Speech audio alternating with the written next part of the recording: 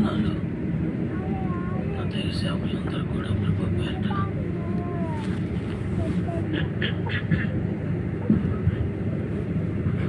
నా ప్రేమ వందనాలు తెలియజేస్తున్నాను. దేవుని మహాకృపను బట్టి మరొకసారి చిన్నపిండియాల గ్రామంలో దేవుని వాక్యాన్ని ప్రకటించడానికి ప్రభు నాకు ఇచ్చిన ఈ గొప్ప భాగ్యాన్ని బట్టి నేను ప్రభువుని స్తుతిస్తున్నాను. నన్ను మరొకసారి మీ ప్రాంతానికి ఆహ్వానించి ప్రభు నాకు అనుగ్రహించినటువంటి వాక్కును ప్రకటించడానికి ఎంతగానో ప్రయాసపడుతున్న దైవ సేవకులు సీమోను గారికి, వారి కుటుంబానికి, సంఘానికి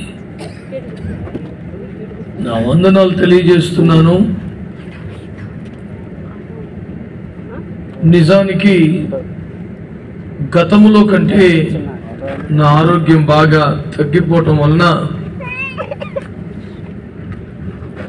ఒక్క పూట కోసం ఇంత ప్రయాణం, ఇంత కష్టం నా వల్ల కాదు, నేను రాలేను అని ఎంత చెప్పినా వారు మొండి పట్టుబట్టి రావాల్సిందే అనడంతో తప్పనిసరి పరిస్థితుల్లో రావాల్సి వచ్చింది. ఈ పగలు విజయవాడలో ఐఎఫ్జేఎస్ సేవకుల యొక్క ప్రత్యేక కూడిక ఏర్పాటు చేయబడింది.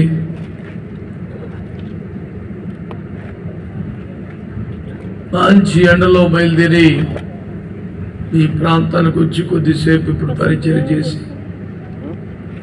మరలా 1 గంటకు ఒక ట్రైన్ ఉంది, తిరుగు ప్రయాణం చేయాలి. రేపు ఉదయం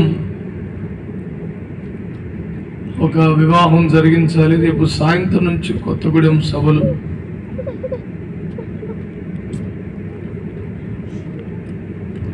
ఈ రీతిగా జూన్ నెలాఖరు వరకు ఎడతెరపు లేని పరిచర్లు ఉన్నాయి. విస్తారమైన ప్రయాణాలు, ఆరోగ్యం సహకరించని పరిస్థితులు. అయినా కూర్చొనైనా 4 మాటలు ప్రకటించడం మీకు అంగీకారమైనందున దేవుని వాక్య ధ్యానానికి మనం ఉపక్రమిద్దాం. మనందరం బాగా ఎరిగిన ఒక లేఖన భాగాన్ని చదువుదాం. 84వ కీర్తన. ఎవరైనా మైక్ లో చదివే ఏర్పాటు చేశారా? 84వ కీర్తన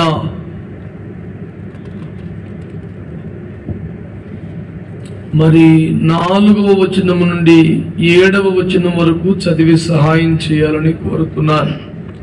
నీ మందిరమునందు నివసించువారు ధన్యులు, వారు నిత్యము నిన్ను స్తుతించుదురు.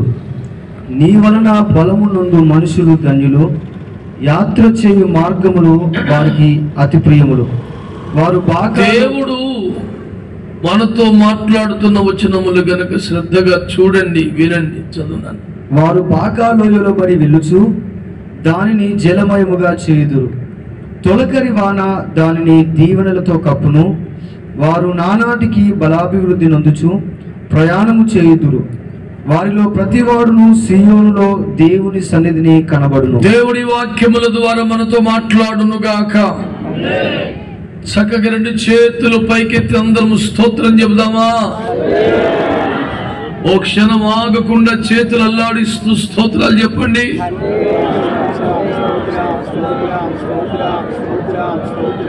ఆమేన్. సియోను ప్రార్థనా మందిరం నిర్వహించుచున్న సియోను ఉజ్జీవ కూడికల్లో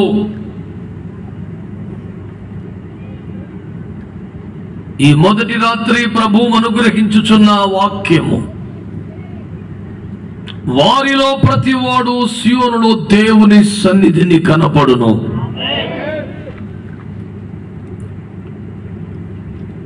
బైబిల్ వాక్య ప్రకారం నా వెనుక వచ్చువారు నాకంటే శక్తిమంతులు గనుక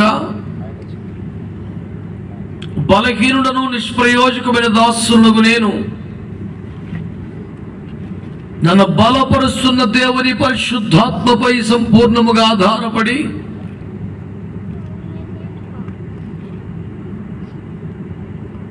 ఆత్మ తానే సంపూర్ణ అధికారం ఆధిపత్యం వహించవలనని కోరి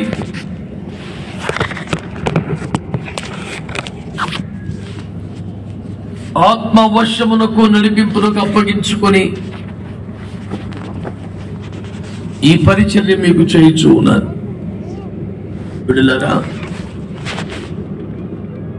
మహోన్నతమైన ఒక వాగ్దానం ఇక్కడ మనము చూస్తున్నాం. వారిలో ప్రతివాడు సియోనులో దేవుని సన్నిధిని కనబడును.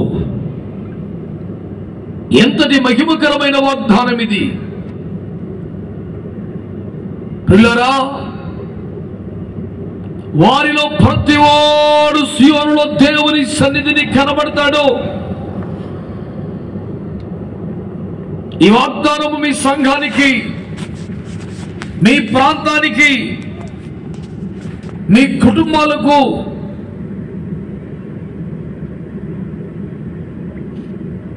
వర్తించాలని, నెరవేరాలని నేను కోరుకుంటున్నాను. సభలలో కనబడే భక్తులు, ఆదివారపు సంఘారాధనలో కనబడే భక్తులు, ఆయా క్రైస్తవ పండుగలలో కనబడే భక్తులు సియోనులో దేవుని సన్నిధిలో కనబడితే ఎంత మంచిగా ఉంటుంది కదా.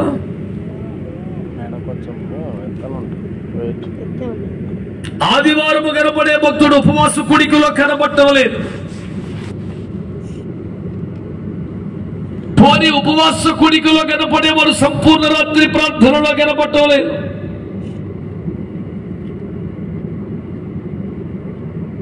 అందులో కనబడిన వాడు కూడా సమర్పణలో, ప్రతిష్టలో అసలు కనబడటం లేదు.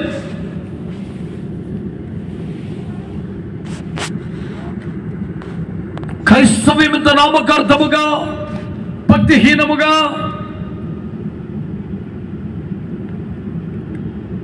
నిష్ఫల వృక్షం వలె, నిర్జల మేఘము వలె చేమజచ్చి చప్పగా మారిపోతున్నటువంటి ఈ కడవరి దినములలో ఆధ్యాత్మిక క్షేమాభివృద్ధి కొరకై, మహిమ కలిగిన రాకడకు సిద్ధపరచుట కొరకై, మట్టిని మహిమకు మార్చగలిగిన దేవుని పరిశుద్ధాత్మ ఈ రాత్రి గొప్ప ప్రోత్సాహకమైన మాటలు మాట్లాడుచున్నాను. వారిలో ప్రతివాడు సియోనులో దేవుని సన్నిధిని కనబడును అని. అలాంటి మహిమ కలిగిన ఒక వాగ్దానం మీ చెవిలో పడుతున్నప్పుడు మీరు అవునని గాని ఆమెనని గాని అనకపోవడం ఎంత విడ్డూరం. అది మౌనముగా విని ఊరుకునే ముచ్చట కాదు, ఎగిరి గంతులేయాల్సిన ముచ్చట. వారిలో ప్రతి వాడు సియోనులో దేవుని సన్నిధిని కనబడతాడంటే అదేమన్నా మామూలు ముచ్చట? వాగ్దాన దేశమునకు చేరుటకు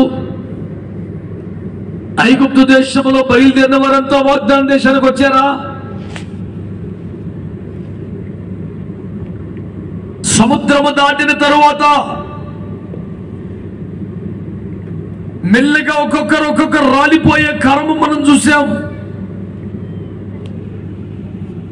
యూదా పత్రికలో మాట్లాడుతూ ఆయన అంటారు, ఐగుప్తులో నుంచి ఆయనే వారిని రక్షించినను, తరువాత నమ్మని వారిని నాశనము చేసెను అని. అవిశ్వాసం వల్ల చనిపోయిన వారు, అవిధేయత వలన చనిపోయిన వారు, విగ్రహారాధన వల్ల చనిపోయిన వారు, మాంసాపేక్ష వల్ల చనిపోయిన వారు, బలి తెగించి పాపమునకు తెగబడి చనిపోయిన వారు, దైవజనుడు ఆత్మీయ నాయకుడైన మోషేకు విరోధముగా తిరుగుబాటు చేసి చనిపోయిన వారు, అసలు మాకు వాగ్దాన దేశంలో స్వాస్థ్యం అక్కర్లేదు, ఇక్కడే ఉండిపోతామని ఆగిపోయిన వారు, ఇలా లిస్టు చాలా పెద్దది. ఒక్క డెక్క కూడా విడవబడకుండా బయలుదేరిన సంతోషం, తమ ఎదుట సముద్రములు చీలిపోయినటువంటి అద్భుతం, తమ కొరకు ఆకాశములు తెరవబడి నిత్యము ఆహారము పంపబడుతున్నటువంటి వైనం, ఏ రాత్రి కూడా ఎవరి అడుగులు తడబడకుండా అగ్ని స్తంభం ముందు నడిపించినటువంటి గొప్ప కార్యం. ఇన్ని భీకర కార్యముల యొక్క ఫలితం ఏమాయను? యెహోషువ అరణ్యములో రాలిపోయింది కదా.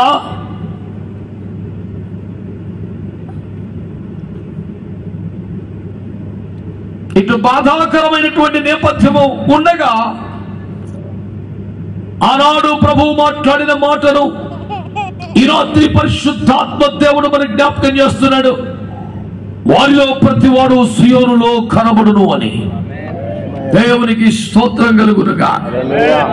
హల్లెలూయా. ఐగుప్తును విడిచిన వారిలో, వాగ్దాన దేశమును చేరగోరిన వారిలో, మోషేను వెంబడిస్తున్న వారిలో, మేఘము కింద నడుస్తున్న వారిలో, పరలోకపు మన్నా తింటున్న వారిలో, బండలోని నీరు తాగుతున్న వారిలో, మేఘము కింద ఆత్మ నడిపింపులో సాగుతున్న వారిలో ప్రతివాడు కూడా సియోనులో కనబడాలని దేవుని ఉద్దేశమై ఉన్నది. ఈ రాత్రి ఈ సభలో కూర్చున్న వారిలో, వింటున్న వారిలో,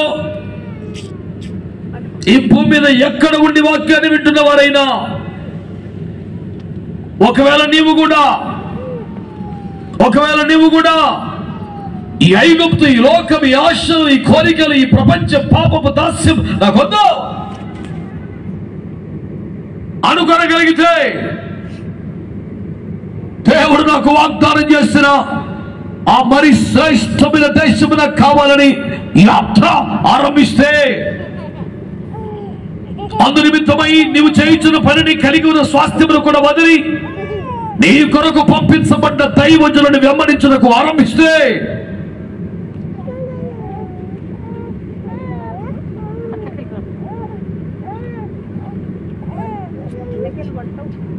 భీకరమైన ఎడారి అయినా, కారణి అయినా, మృంగగోరుతో ఉరకలు వేస్తున్న సంద్రమైన, అడ్డుగా నిలిచిన ఎరుకు అయినా, నా దేవుడే చూసుకుంటాడు, నన్ను వాగ్దాన దేశానికి తీసుకెళ్తాడనే విశ్వాసంతో నీవు కానీ బయలుదేరగలిగితే, ఈ రాత్రి నమ్మదగిన దేవుడు, మాట తప్పని దేవుడు, గ్రద్ద రెక్కల మీద తన పిల్లలను మోసినట్లుగా 30 లక్షల మందిని తన రెక్కల మీద మోసి ఎడారిని దాటించిన భీకరమగు దేవుడు, సజీవుడై, మార్పు చెందనివాడై, అంతే ప్రేమ గలవాడై ఈ రాత్రి మన మధ్యలో ఉండి మనతో మాట్లాడుతున్నాడు. సంతోషంగా చప్పట్లు కొట్టి ప్రభుని గర్పరచండి. చప్పట్లు కొడుతున్నప్పుడు యేసయ్యకు స్తోత్రం చెబుతూనే చప్పట్లు కొట్టాలి. నోరు మూసుకొని కొట్టాల్సిన బాధ ఏమీ లేదు. దేవునికి స్తోత్రములు కలుగునుగాక. హల్లెలూయా. నీవు కూడా ఐగుప్తును వదిలిపెట్టగలిగితే, నీవు కూడా వాగ్దాన దేశం మీద ఆశ పెట్టుకోగలిగితే, నీవు కూడా పంపించబడ్డ దైవజనుని వెంబడించగలిగితే, నీవు కూడా ఇక నాకేం అక్కర్లేదని పెడితే మన్నా తింటాను, ఇస్తే నీళ్లు తాగుతాను కనుక అంతే తప్ప ఇంకా ఏది నాకు అక్కర్లేదు, నాకు కావలసింది ఒక్కటే, నేను రోజు రోజుకి ఐగుప్తు దూరమైపోవాలి, ఎడారి దాటి రావాలి, సముద్రములు దాటాలి, యోర్దాను దాటాలి, ఎరుకొని కూల్చాలి, ఏ విధము చేతనైనా నేను వాగ్దాన దేశానికి చేరిపోవాలి అన్న ఆశతో కానీ బయలుదేరితే, ఈ సావును సావని నిన్ను గాలి వదిలేసే రకం కాదు నేను ప్రకటిస్తున్న యేసయ్య. ఒకరిద్దరు కాదు, 30 లక్షల మందిని రెక్కల మీద మోసుకొచ్చిన అద్భుతమైన దేవునికి మనస్ఫూర్తిగా సంతోషంగా స్తోత్రాలు చెప్పండి. హల్లెలూయా. సంతోషంగా హల్లెలూయా. దేవుని సంగమ, దేవుని ప్రజలారా, ఈ రాత్రి ఒకే గురి, ఒకే దర్శనం. ఈ సభల వెనుక, ఈ సంఘము వెనుక, ఈ దైవజనుడి వెనుక, ఈ ఉపదేశం వెనుక ఉన్న ఆశ ఒకటే, మనలో ప్రతి వారు సియోనులో కనబడాలి. సంతోషంగా ఆమేనని చెప్పండి బిడ్డ, విశ్వాసంతో ఆమేనని చెప్పండి. మనలో ప్రతి వారు దేవునికి స్తోత్రం కలుగును గాక, సియోనులో కనబడాలి. ఓ ఐగుప్తును వదిలిపెట్టాలి. దర్జాగా, ధైర్యంగా, గట్టిగా, విశ్వాసముతో సమ్మతి తెలియజేస్తూ ఆమేనంటూ ఉండండి. మనలో ప్రతి వారు ఐగుప్తును వదిలిపెట్టాలి. మనలో ప్రతి వారు దైవజనుని, మన కొరకు పంపబడ్డ దైవజనుని వెంబడించాలి.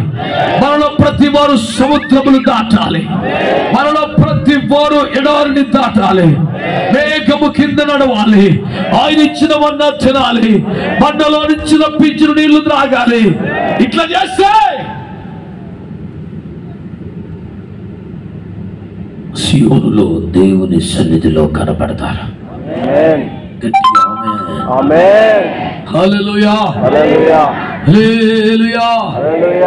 ఈ రాత్రి దేవుని వాక్యాన్ని వింటున్న ప్రజలారా, సూటిగా నాకు జవాబు చెప్పండి.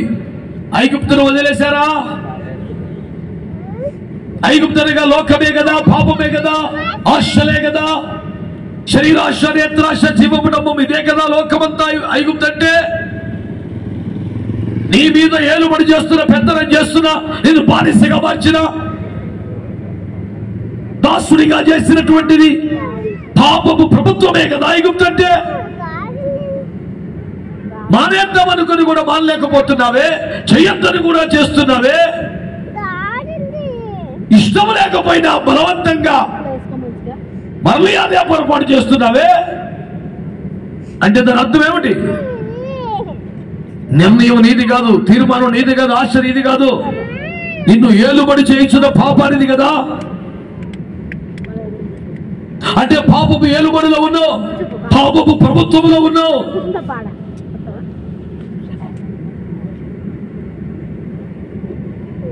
బైబిల్ తెలియజేస్తుంది పాపం యొక్క స్వభావం ఏలుబడి చేయటాన్ని. అందుకని 19వ కీర్తనలో దావీదు ప్రార్థన చేస్తూ దురభిమాన పాపములను ఏలనీయకము అని అంటాడు. అంటే పాపం ఏలుతుంది. ఒక్కసారి నీలో ప్రవేశిస్తే నిన్ను రోజు చేస్తూ ఉంటది. నేను ఈ పని చేయకూడదు అని నీకు రోషం, కోపం వస్తున్నా నీతో చేపిస్తుంది. బానిసత్వం అంటే అదే కదా. ఇష్టం లేకపోయినా, ఓపిక లేకపోయినా తని చేయిస్తాడు వాడు. బానిసత్వం అంటే అనేది కదా. రోమాపత్రిక 7లో పౌలు అపోస్తలులు ఏం చెప్పారు? నేను చేయకోరిన మేలు చేయలేక చేయకోరని కీడు చేయాల్సి వస్తుంది. ఎట్టి పాప నియమములో ఉన్నది. అయ్యో నేనెంత దౌర్భాగ్యుడును, ఎట్టి మరణమునకు లోనైన శరీరము నుండి నన్ను ఎవడు విడిపిస్తాడంటూ అతడు కన్నీరు మిన్నుగా ఏడ్చుతాడని బైబిల్లో మనము గమనిస్తాం. పాపము ఏలుబడి, పాప ప్రభుత్వ మానవ జీవితాల మీద ఉంది.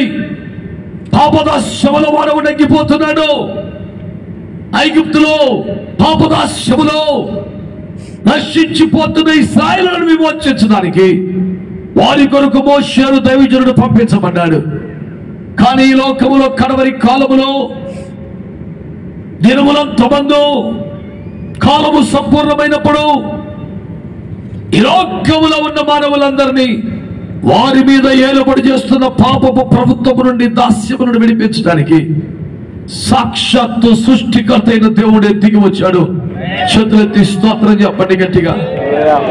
ఐగుప్తు దేశములో ఫరో కాడి కింద బానిసలుగా బ్రతుకుతున్న ప్రజలను విమోచించడానికి మోషే అను తన దైవజనుని సేవకుని పంపించాడు. కానీ ఈ కడవరి కాలములో దినములంత ముందు కాలము పరిపూర్ణమైనప్పుడు పాపపు ఏలుబడిలో, పాప ప్రభుత్వంలో నలిగిపోతున్న, అనగారిపోతున్న మానవ జాతిని ఉద్ధరించడానికి స్వయంగా సృష్టికర్త అయిన దేవుడే, ఎవరైతే కిల బ్రహ్మాండమును చరాచర జగత్తును పుట్టించి పోషించి పాలిస్తున్నాడో, ఎవరైతే వాక్యమై ఉండి సమస్తమునకు ఆధారభూతమై, సమస్తమునకు కారణభూతమై నిర్మించి నిర్వహించుచున్నాడు ఆ దేవుడే, ఆ వెలుగైన వాడే, జీవమైన వాడే, సృష్టికర్త అయిన వాడే, సృష్టికి ప్రధాన శిల్పి అయిన వాడే, కాల చక్రానికి అయిన వాడే, కాలములోకి వచ్చిన వాడే, కాల ప్రవాహంలో కొట్టుకొని పోకుండా కాల ప్రవాహానికి ఎదురీది కాలమునే స్తంభింపజేసి చావునే చంపి సజీవుడిగా తిరిగి లేచి మనందరినీ పాపపు ప్రభుత్వం నడిపించడానికి చాలిన శక్తి కలిగిన వాడుగా ఈ రాత్రి మన మధ్యలో సజీవుడిగా దేవుడు ఉన్నాడు. కొడితే మంచి కొట్టడం లేదు, మానేన సపరేట్ పనులు చేయబాక. సభలు కొడుతున్నప్పుడల్లా స్తోత్రాలు చెప్తూనే కొట్టండి. స్తోత్రాలు చెప్తూ సపరేట్ కొట్టమంటే నువ్వంతా ఎత్తుమతులా ఉన్నావే. దేవునికి స్తోత్రం కలుగునుగా. హల్లెలూయా. ప్రభువునందు మిక్కిలి ప్రియమైన దేవుని ప్రజలారా, ఈ మాటలు ఆలకిస్తున్నారా? ఆనాడు ఇశ్రాయేలును కాపాడడానికి అయితే మోషేను పంపాడు, మన కొరకైతే దేవుడే దిగి వచ్చాడు. ఇశ్రాయేలు కొరకైతే పస్కా బలి పశువులు వధించారు, మన కొరకు దైవ కుమారుడే వధించబడ్డాడు. వారి కొరకైతే బండను చీల్చాడు, మన కొరకు తానే సరిపోయి తన శరీరమును తేడం చల్చి ఈ గొప్ప రక్షణ మన కొరకు ఏర్పాటు చేసినాడు. చేతులెత్తి స్తోత్రం చెప్పండి గట్టిగా. హల్లెలూయా. వారి కొరకు ఆకాశం నుండి దేవదూతల పంట అయిన మన్నాను పంపాడు. మీ కొరకు నేనే జీవాహారముగా దిగి వచ్చి ఉన్నానని ప్రభు మాట్లాడినారు. గెత్సెమనే అనే గానుగలో రొప్పబడి కల్వరి పెనం మీద కాల్చబడి నీ నోటికి జీవపురొట్టిగా దేవుడే స్వయముగా అందించబడినాడు. ఎన్ని కార్యములు ఎందుకు చేసినాడు? ఇశ్రాయేలు కంటే కోట్ల కోట్ల రెట్ల అధికమైన కృప మనకి ఎందుకు చూపినాడు? అక్కడికి సేవకుని పంపాడు, ఇక్కడికి తానే వచ్చాడు. అక్కడికి గొర్రె పిల్లను వధించాడు, ఇక్కడ తానే చనిపోయినాడు. అక్కడ బండలో నీళ్లు రప్పించాడు, ఇక్కడ తానే చీల్చబడి తాకమును తీర్చుచున్నాడు. అయ్యో దేవుని బిడ్డలారా, అక్కడికి దేవదూతల ఆహారం ఇచ్చాడు, ఇక్కడ తానే ఆహారం అయిపోయినాడు. ఎందుకు ఇంత కార్యములు చేయించున్నాడంటే ఒకే ఒక్క నిర్ణయమును దేవుడు కలిగి ఉన్నాడు. అదేమిటంటే మనలో ప్రతి వారిని సియోనులో దేవుని సన్నిధిలో నిలబెట్టాలని దేవుడు ఉద్దేశము కలిగి ఉన్నాడు. ఈ గొప్ప వాగ్దానం ఇచ్చిన దేవునికి చేతులెత్తి ఆగకుండా ఒక నిమిషం స్తోత్రాలు చెప్తారా?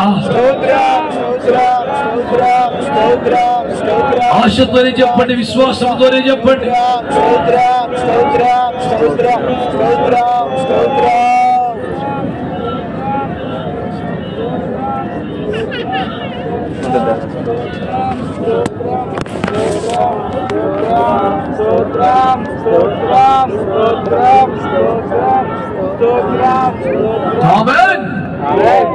ఒకసారి గట్టిగా సంతోషంగా ఉద్యోగంగా సభలు భయపడతారు.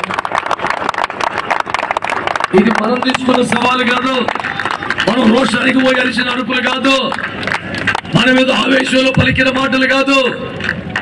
మాట తప్పని రోషము కలిగి మాట నెరవేర్చగలిగిన దమ్మున్న దేవుడు, సర్వశక్తి మిక్కిలి కృప కలిగిన దేవుడు మాటిస్తున్నాడు. వారిలో ప్రతి వారు సియోనులో కనబడతారు. సంతోషంగా దేవునికి స్తోత్రం చెప్పండి. హల్లెలూయా. ఆ మహిమ కలిగిన సియోనులో కనబడాలంటే నేనేం చెయ్యాలి? నేనేమన్నా పైసలు కట్టాలా? జబ్బుకైనా డబ్బులే, తెగులు వచ్చిన డబ్బులే, ఉద్యోగం కావాలంటే డబ్బులే, పెళ్ళి అవ్వాలంటే డబ్బులే, నీకు ఏ ఆశీర్వాదం కావాలంటే డబ్బులు ఇవ్వు అనే ఒక వింతైనటువంటి పరిష్కారం భూమి మీద తయారైంది. అది ఎవడు కనిపెట్టాడు? ఈ ఫారంలో పట్టిపోను. కష్టమేదైనా సరే కట్టో, పైసలు కట్టు, ఈ పథకంలో చేరు, ఇది కొను.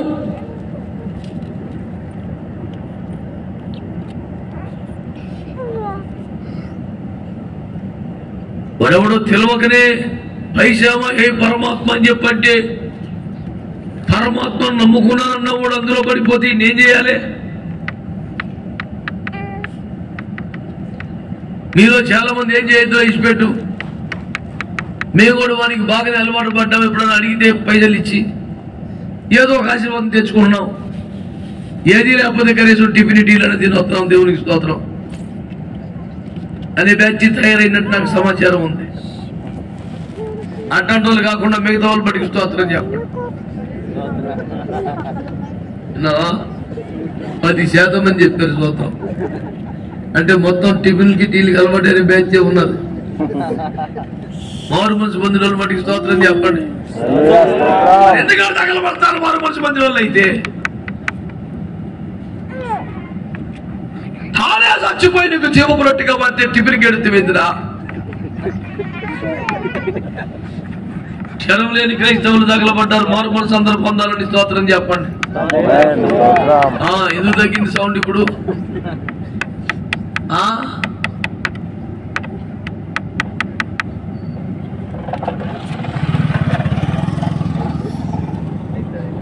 ఈ రాత్రి ఒకటే మంచి మాట మీ జ్ఞాపకం చేస్తున్నాను. మీలో ప్రతి వాడును కనీసం 10 లక్షల రూపాయలు ఇవ్వగలిగితే మిమ్మల్ని సీయోనులో నేను నిలబెడతానని దేవుడు వాగ్దానం చేసింటే డబ్బులందరూ ఎప్పుడో పోదురు కదరా నాయన. చంద్రమండలంలో ప్లాట్లు వేస్తామంటే కోట్లు పెట్టి కొనేసుకునే వాళ్ళు పరలోకానికి 10 లక్షలంటే ఎవడు ఇవ్వడం? మన భక్తులు నరకానికి పిక్నిక్ వెళ్ళి రాగలిగిన భక్తులు కదా. లక్షల కాపీలు అమ్మేశారు పుస్తకం. నరకానికి పిక్నిక్ అంట. పోతాడా ఎవడన్నా? పోతే వస్తాడా? అంత ముచ్చట రాసి ఎట్టగా ఉన్నదా? గమ్మత్ అనిపించుకున్నదే. అంతకన్నా పాయింట్ ఏం లేదు. అంతకన్నా లోతైన పాయింట్ ఏముంది అందులో? నరకానికి పిక్నిక్ ఉంటుంది. తెలివి ఉన్నదా నీకు?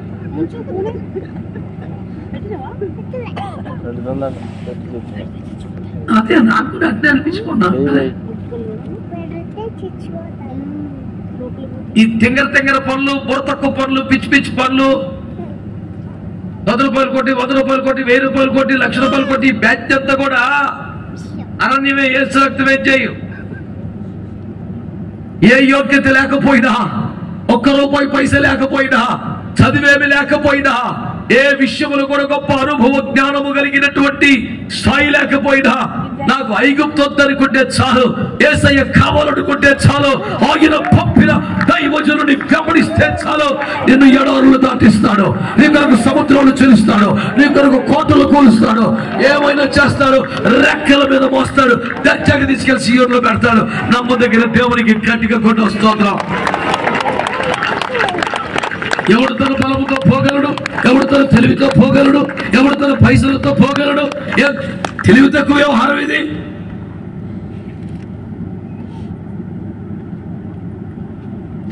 సీయోనులో చేరుడు ఒక మానవ ప్రయత్నం సరిపోయేదైతే ఎవడు దిగిరావడం ఎందుకు, ప్రాణం పెట్టడం ఎందుకయ్యా?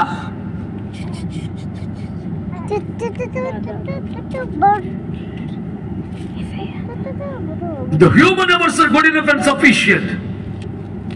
There is no need of God's only begotten Son to come down to this world and to give his life on the cross. అర్థం పర్థం లేని పని అనుకున్నాం ఇదంతా. మనము తేవాల్సిందల్లా సిలువ వేయబడిన యేసు వద్దకు తప్ప సులువైనటువంటి ఆశీర్వాదాల దొడ్డిదారులో కాదు. ఒక్కళ్ళని ఆమెనంటారేమో చూశాను నేను. మీ జ్ఞానం ఒప్పులేదు, మీకు అలవాటు అయిపోయిన బెంచిలాగా ఉంది. దేవుడికి స్తోత్రం చెప్పండి.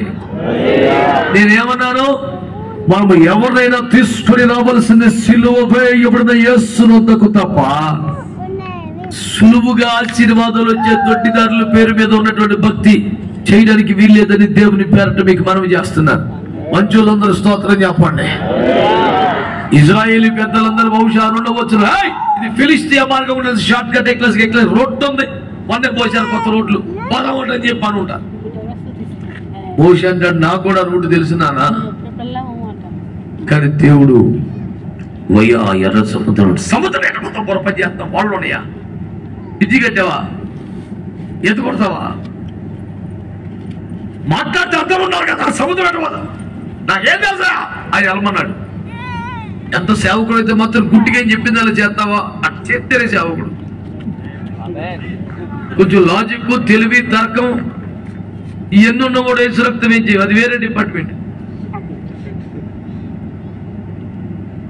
మరి మోషే కూడా ఆయన చదువుకున్నాడని వాక్యం చెప్తుంది. స్టెఫెను ప్రసంగంలో చెప్పాడు, అపోస్తలుల కార్యంలో కదా, సకల శాస్త్రములో ప్రావీణ్యత కలిగిన వాడు, ఒక రాజుగారుగా ఉండడానికి అన్ని చదువులు చదువుకున్నవాడు. తీర దేవుని దగ్గరికి వచ్చిన తర్వాత ఆయన ఏమంటాడు? నేను చూపించింది చెయ్యి, నేను చెప్పింది చెప్పు, నువ్వు మాట్లాడు బాగు. ఏ క్లాస్ అని రోడ్డు మార్గం షార్ట్ కట్ ఎదురుకుండా కనపడుతుంది. ఐగుప్తు నుంచి వాగ్దాన దేశానికి వెళ్ళిపోతే అయ్యా ఫిలిష్తీయ దేశం చుట్టూ చుట్టూ తిరిగి ఎర్ర సముద్రం ఎందుకంటే లేని పనులు తెలియకపోతే అడగొచ్చు, గూగుల్ మ్యాప్ నేను చెప్పి పెడతాను. ఓన్లీ 45 minutes వే షార్ట్ కట్. ఆ మధ్య ఒకడు వాట్సాప్ లో పెట్టాడు, గూగుల్ ఫాలో అయిపోయి ఇటు 6 గోడ మధ్య ఇరుక్కుపోయాడు. ఏమైంది అడిగితే గూగుల్ ఫాలో అయినా ఏదో నవ్వడానికి చేశారనుకోండి. నేను చెబుతున్న ఉపదేశం ఏమిటి తెలుసునా, నువ్వు ఇంకేదైనా సులువైన దారులు చూసుకుంటే నాకు సంబంధం లేదు. ఆయన ప్రజలను దగ్గర దారి అయిన ఫిలిస్తియా దేశము మీద నుండి పోనీయక చుట్టూ దారి అయిన ఎర్ర సముద్రము గుండా ప్రయాణం చేశాడు. తీసుకెళ్ళాడు. దేవునికి స్తోత్రం చెప్పండి. హల్లెలూయా. దేవుడు తీసుకెళ్లే రూట్ లో వెళితే అద్భుతాలు జరుగుతాయి. నీకు తెలిసిన రూట్ లో వెళ్తే, ఫిలిస్తియా దేశంలో పై రోడ్డు వెళ్తే ఏమవుద్ది, నువ్వు వెళ్ళిన దర్జాగానే మన ఐగుప్తుడు తన్ని తీసుకెళ్తాడు ఏసు రక్తం అయితే. నీకు తెలిసిన రూటు, నీకు అలవాటైన రూటు, నీకు షార్ట్ కట్ ఇష్టం, సర్టిఫికేట్ కోసం 15 రోజులు ఆకుండా వాళ్ళ కింద 100 రూపాయలు పెట్టి సాయంత్రం తెచ్చుకోవడం ఇష్టం. ఈ దొంగ బుద్ధులను ఉన్నాయి. దేవునికి స్తోత్రం. అందుచేత నీకేమంటాడు, ఆ రూటు, ఆ షార్ట్ కట్ రూట్, లంచం ఇచ్చిన రూటు. పని ఏది కావాలండి, సాయంత్రానికి రప్పించా. దేవునికి స్తోత్రం. రప్పించా కాదురా, లంచం ఇచ్చి చెడిపోయావు.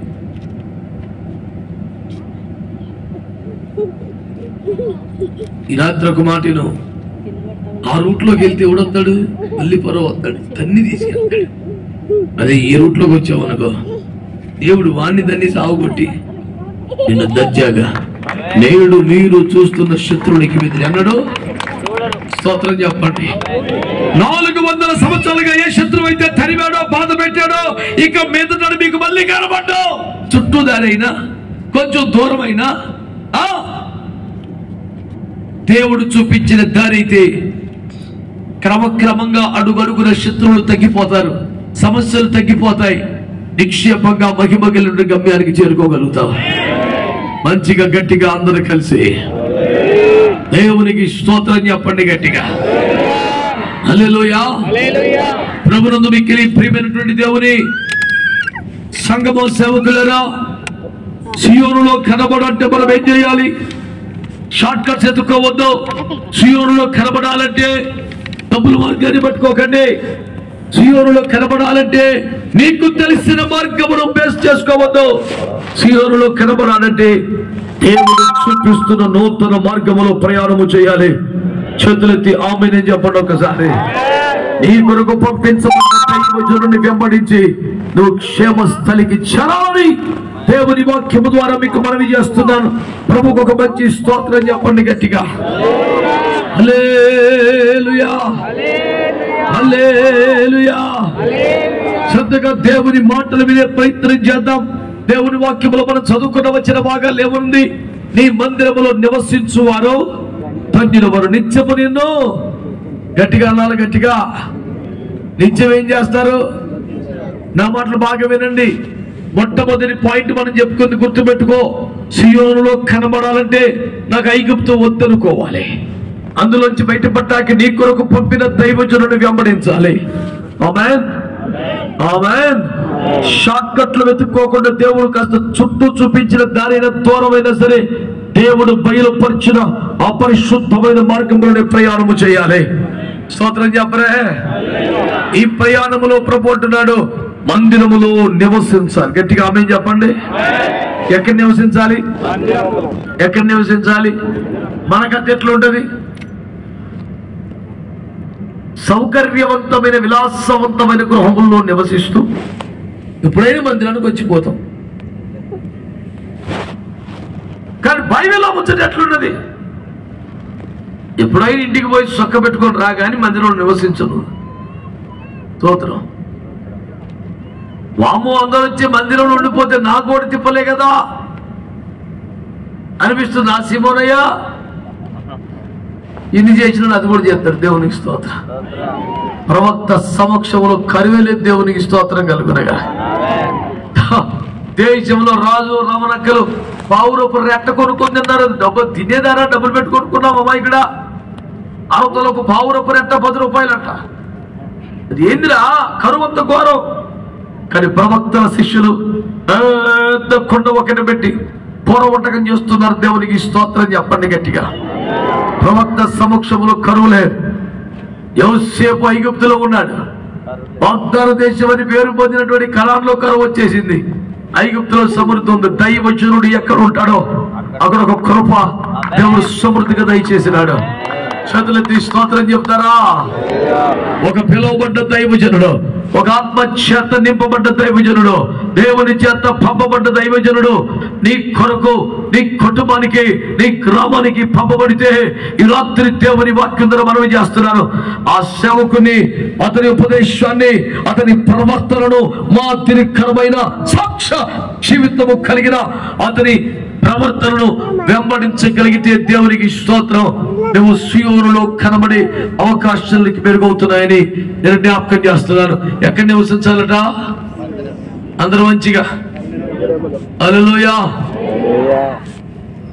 మందిరంలో నివసించాలట. మాకు ఇల్లు లేవా? దేవుని గృహంలో డబుల్ బెడ్రూమ్లు కూడా వచ్చినాయి. ఇంకా మందిరంలో బతకాల్సిన కారణమే ఉంది. వచ్చిపోతాంలే అనిపిస్తుందా? ఒక ఇల్లున్న నీకే అట్ట అనిపిస్తే యేసు రక్తం ఏం చేయం? తన పేరు మీద ఒక నగరమే కట్టుకున్న దావీదు మహారాజు ఏమనాలా? తన పేరు మీద ఒక పట్టణాన్ని, టౌన్షిప్లు కట్టుకున్నాడు.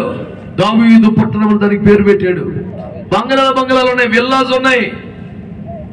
తట్టపట్ట చదువుకొని గుడికొచ్చాడు. దేవునికి స్తోత్రం కలుగునుగా. రాజుగారు ఉపాసకోవటమా, సంపూర్ణత ప్రార్థన ఏంది పెట్టి బయటేసుకొచ్చావు? 3 రోజులు ఇక్కడే ఉంటావా అంటే అంటాడు 27వ కీర్తన 4వ వచనంలో, యెహోవా ప్రసన్నతను చూచుటకును. గట్టిగా ఆమేన్ చెప్పండి. చదువునన్నా వచనం 27వ కీర్తన 4వ వచనం.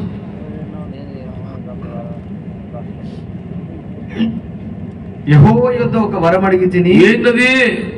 చెట్ట పడిపోవాలి, ఒక్కొక్కడే రక్తం చేయు. అట్లాంటి వరం కావాలా? అదేనా? ఖర్చు పట్టుకొని గిరగిర తిప్పితే ఏ రక్తం చేయి, కుప్పు పడిపోవాలా? అట్లాంటి వరం దయచేయి. ఏ వరం అడిగావరా నువ్వు? దానిని నేను స్వస్థత వరమా? ప్రవచన వరమా? ఓరిని అసాధ్యం కూలిపోను పడేసే వరమా?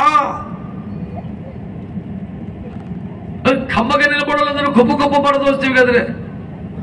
నన్ను అడిగాడు, అన్న నీకు ఎట్లా అనిపించిందంటే ఈ అయ్యగారి కన్నా వాలంటీర్సే గొప్పలని చెప్పాను.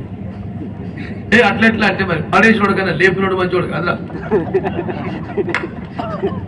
దేవునికి స్తోత్రం. ఏ వరం కోరుకున్నావు నాయన? నల్లా బంగారం అయిపోవాలి మహాప్రభు. అడుగు పెట్టిన నెలలోనే ఆశీర్వాదాలు వచ్చేయాలి మహానాయన. ఇసుక తవ్వితే బంగారం వచ్చేయాలి. దేవునికి స్తోత్రం. ఏ వరం కోరుకున్నావు నువ్వు? చిన్నప్పుడు ఎన్నో అష్ట కష్టాలు పడి, అడవులు పోలై, తృణీకరించబడి, తండ్రి ప్రేమకు నోచుకోక ఒంటరి బతుకులు బతికి, ఎలుకబట్లతో తలబడి, సింహము నోట్లో చెయ్యిబెట్టి, అన్నులతో కొట్టబడి, కొడుకుల చేత తరవబడి, రాజు చేత చంపబడే ప్రయత్నాలు చేయబడి, ఇన్ని సావులు తెచ్చిన పెద్ద మనిషి తన పేరు మీద ఒక మంచి గొప్ప కట్టుకున్నాక శేష జీవితం మొత్తం ఇందులో సాగిపోవాలని కోరుకుంటాడు ఎవడైనా. దావీదు మహారాజు అంటాడు, యెహోవా యొద్ద ఒక్క వరం అడిగి తిని దానిని వెతుకుచున్నాను. ఏంటిదబ్బా? ఏది చదువు? యెహోవా ప్రసన్నతను చూచుటకును, ఓరి నాయనా ఆయన ఆలయములో ధ్యానించుటకును నా జీవిత కాలమంతయు నేను యెహోవా మందిరంలో నివసింపబోరుచున్నాను. ప్రసన్నతను చూచుటకు జీవిత కాలం అంతా అక్కడ ఉండాలా? చర్రైన వర్షిప్ టైంలో వచ్చేసి ఊగితే సరిపోలా? అక్కడ తయారయ్యారా మ్యాచ్? ఇప్పుడు అని అడు తిరుగుతాడు, ఎడు తిరుగుతాడు. ఆరాధన టైంలో వచ్చి కూర్చో, ముందు బతుకు మార్చుకో, బుద్ధి మార్చుకో, మారు మనసు పొందు, బాప్తిసం పొందు, బైబిల్ చదువు, కుదురుగా చర్చికి రా. ఒకరు కూడా ఆమె నాన్న అని వచ్చాడు. మీకు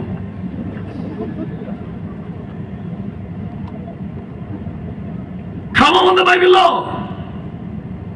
ఆ క్రమంలోకి వచ్చేయాలి మనం అందరం కూడా. దేవునికి స్తోత్రం కలుగునుగా. ఓరి బాబు, కొంప కూడా వదిలేసి, కుటుంబాన్ని వదిలేసి, సురక్షమే కట్టుకున్న పిల్లలను వదిలేసి, ఒక నగరమే కట్టుకుంటూ వదిలేసి, గుడికి చాపేసుకొని, పొద్దట్టుకొని, దిండట్టుకొని వచ్చేసాడు. దేవునికి స్తోత్రం. ఏదయ్యా అని అడిగితే, నేను నా దేవుని ప్రసన్నతను చూడాలి. దేవునికి మంచికి స్తోత్రం చెప్పండి. హల్లెలూయా. నా దేవుని ప్రసన్నతను చూడాలి. I want to see the mighty presence of the Almighty God. నాకు ఇంకేమి కోరికలు లేవు. నాకు ఇంకేమో జీవితం ఎత్తు పొలాలు చూసినోని, అడవుల కష్టాలు చూసినోని, మరణ పంచుల దాకా వెళ్ళడోని, తరమపడ్డవాడిని, స్వయంగా నేనే యుద్ధాలు చేసినోని. ఆయన నేను చూడని ఎత్తు పొలాలు లేవు నాయన, నేను చూడని ఆస్తిపాస్తులు లేవు నాయన, ఘనతలు సుకీర్తి దృష్టి అన్ని చూసినావు నాయన. నాకు కావలసిందల్లా యెహోవా ప్రసన్నతను చూడాలి, ఆయన సన్నిధిని చూడాలి, అభిషేకాన్ని చూడాలి, ఆ యొక్క మహిమ దర్శనం కలగాలి. నాకు ఇంకేమవుతా?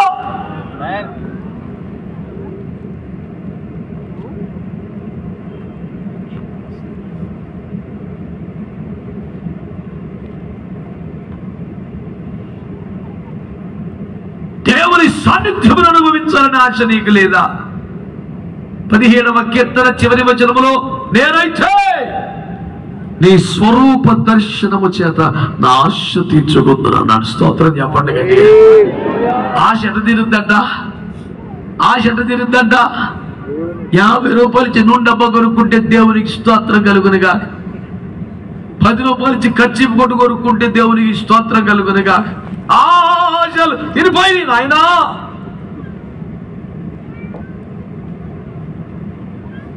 దావీదు భక్తుడికి ఎట తీరుద్దంట ఆశ? నేనైతే నీ స్వరూప దర్శనము చేత నా ఆశ తీర్చుకుందను. కల్లారా ఆయన మహిమ ప్రతిష్ట కలిగితే తప్ప, ఆయన దర్శనం కలిగితే తప్ప. స్తోత్రం చెప్పండి. దావీదు గారికి విజయాలు కలగలేదా? దావీదు గారికి ఆస్తి కలగలేదా? దావీదు గారి దేవుడు మందిరానికి ఇచ్చిన సందా ఎంత? 6,000 మణుగుల ఓఫీర్ బంగారం, 14,000 మణుగులు శుద్ధి చేసిన వెండి, ఇది కాక ఇత్తడి, రాగి, కలప ఎంత ఇచ్చినోడు. ఈ భూమి మీద ఎవరికైనా తక్కువ కాదు, మహేశ్వర్యవంతుడు. ఆయన చూడండి అవ్వండి, మనుగులలో బంగారం సంపాదించినోడు నాయన. అంత పెద్ద ఆయన అంటున్నాడు ఎవరి? ఆయన స్వరూప దర్శనము చేత ఆశ తీర్చుకుంటా. ఇన్ని విషయాల్లో ఆశ తీరలేదా? ఇంత సంపదలు ఆశ తీరలేదా?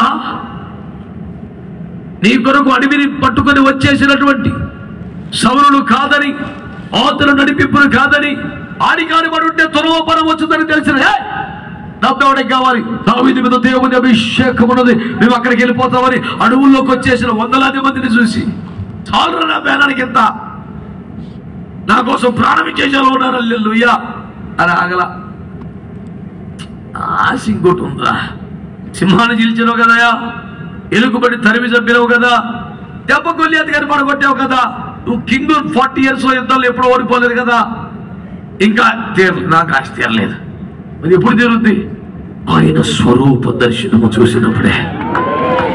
ఇప్పుడు మనకు దొరికే దర్శనాలన్నీ చిన్న చిన్నయే, అన్ని శాంపులే. అసలు దర్శనం ఏంటి తెలుసునా? 1 యోహాను పత్రిక 3:2 దేవుడు చెప్తున్నాడు, మనం ఆయనను కలుసుకొనగానే ఆయన ఉన్నట్టుగానే ఆయనను చూస్తాము కనుక మనము కూడా ఆయనలాగా మారిపోతాం. చప్పట్లు కొట్టి స్తోత్రం చెప్పండి. ఆయన ఎలాగున్నాడు అలాగే చూసి ఒక ధన్యత. దేవునికి స్తోత్రం చెప్పండి. కన్నులారా ఆయన్ని చూసే ధన్యత. స్తోత్రం చెప్పండి. ఆయన ఎలా ఉన్నాడు అలాగే వెర్రి పిల్లగా చూస్తున్నాం, వెలుగుగా చూస్తున్నాం, వాక్యంగా చూస్తున్నాం, ఆత్మగా చూస్తున్నాం. అదో ఆయన ఎట్లున్నాడో అట్లానే చూసి ఒక కృప.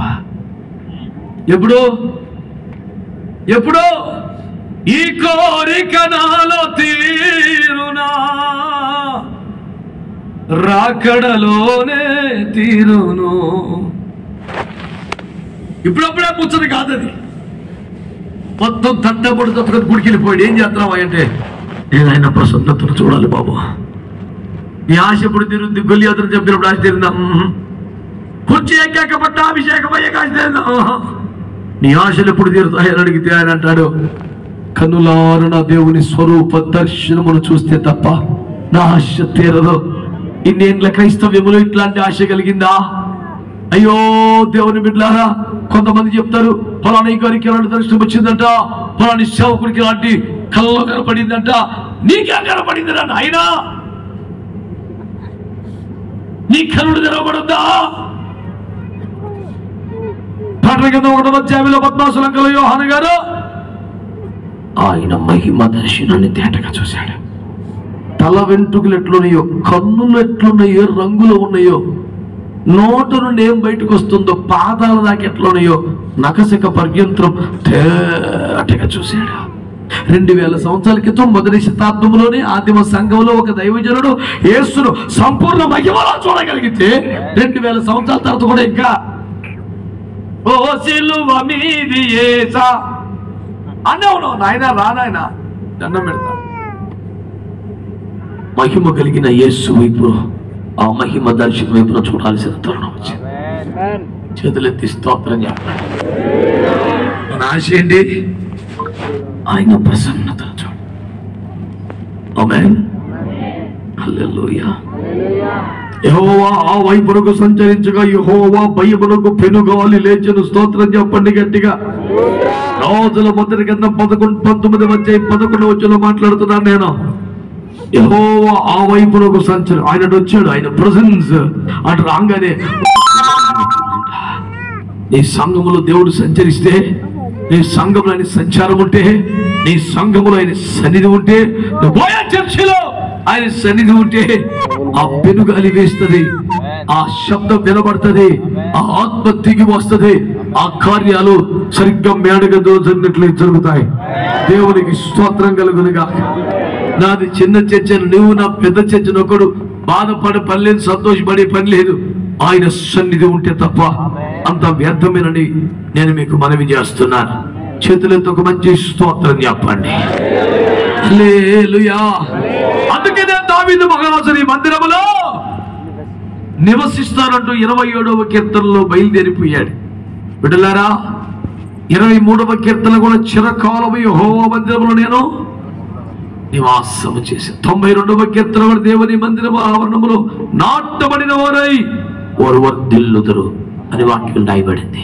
కోరు కుమారులు కూడా ఇక్కడ రాయిచున్న మాట ఏమిటంటే, సియోనులో కనబడేవాడి లక్షణం ఎట్లుంటుందంటే, చర్చికి వచ్చిపోయే లక్షణం కాదు, దేవుని మందిరములో నివసించున్నంతగా మందిరానికి అంకితమైపోయిన వాడుగా ఉంటాడు. మందిరములో నాటబడిపోయినట్లుగా ఉంటాడు. మందిరములో దేవుని బిడ్డల నివసించు వాడిగా ఉంటాడు. ఈ రాత్రి ఈ మొదటి మాటను మీరు స్వీకరించండి. మందిరానికి మీకున్న అనుబంధం పెరిగిపోవాలి. మందిరములో గడిపే సమయం పెరిగిపోవాలి. మందిరములో నువ్వు ప్రార్థన చేసే సమయం పెరిగిపోవాలి. మందిరములో నివసించే కాడికి నువ్వు రావాలి. ఇంతగా దేవుని మందిరముతో నీ అనుబంధం పెరిగి ఆదివారం మాత్రమే కనపడే పరిస్థితుల నుంచి బయటపడి నిత్యము దేవుని సన్నిధిలో నిలబడే ఒక కృపను సంపాదించుకోమని నేను దేవుని సేవకునిగా మీకు మనవి చేస్తున్నాను. ఏకీభించి వాళ్ళు మంచిగా స్తోత్రం చెప్పండి. హల్లెలూయా. వారు నిత్యము నిన్ను స్తుతించెదరు. నిత్యము స్తుతే, నిత్యము స్తోత్రమే. ఒక ప్రత్యేకమైన సందర్భమును బట్టి కాదు, ప్రతి క్షణము దేవునికి స్తోత్రములు చెల్లించాలి. ఇక చూడ, నీ వలన బలమునందు మనుషులు అనండి గట్టిగా, నీ వలన బలమునందు మనుషులు, వాళ్ళకి ఏమి ఇష్టం అంట? యాత్ర చేసే మార్గములు. గమనించండి బిడ్డలారా, నీ వలన బలమునందే మనుషులు ధన్యులు.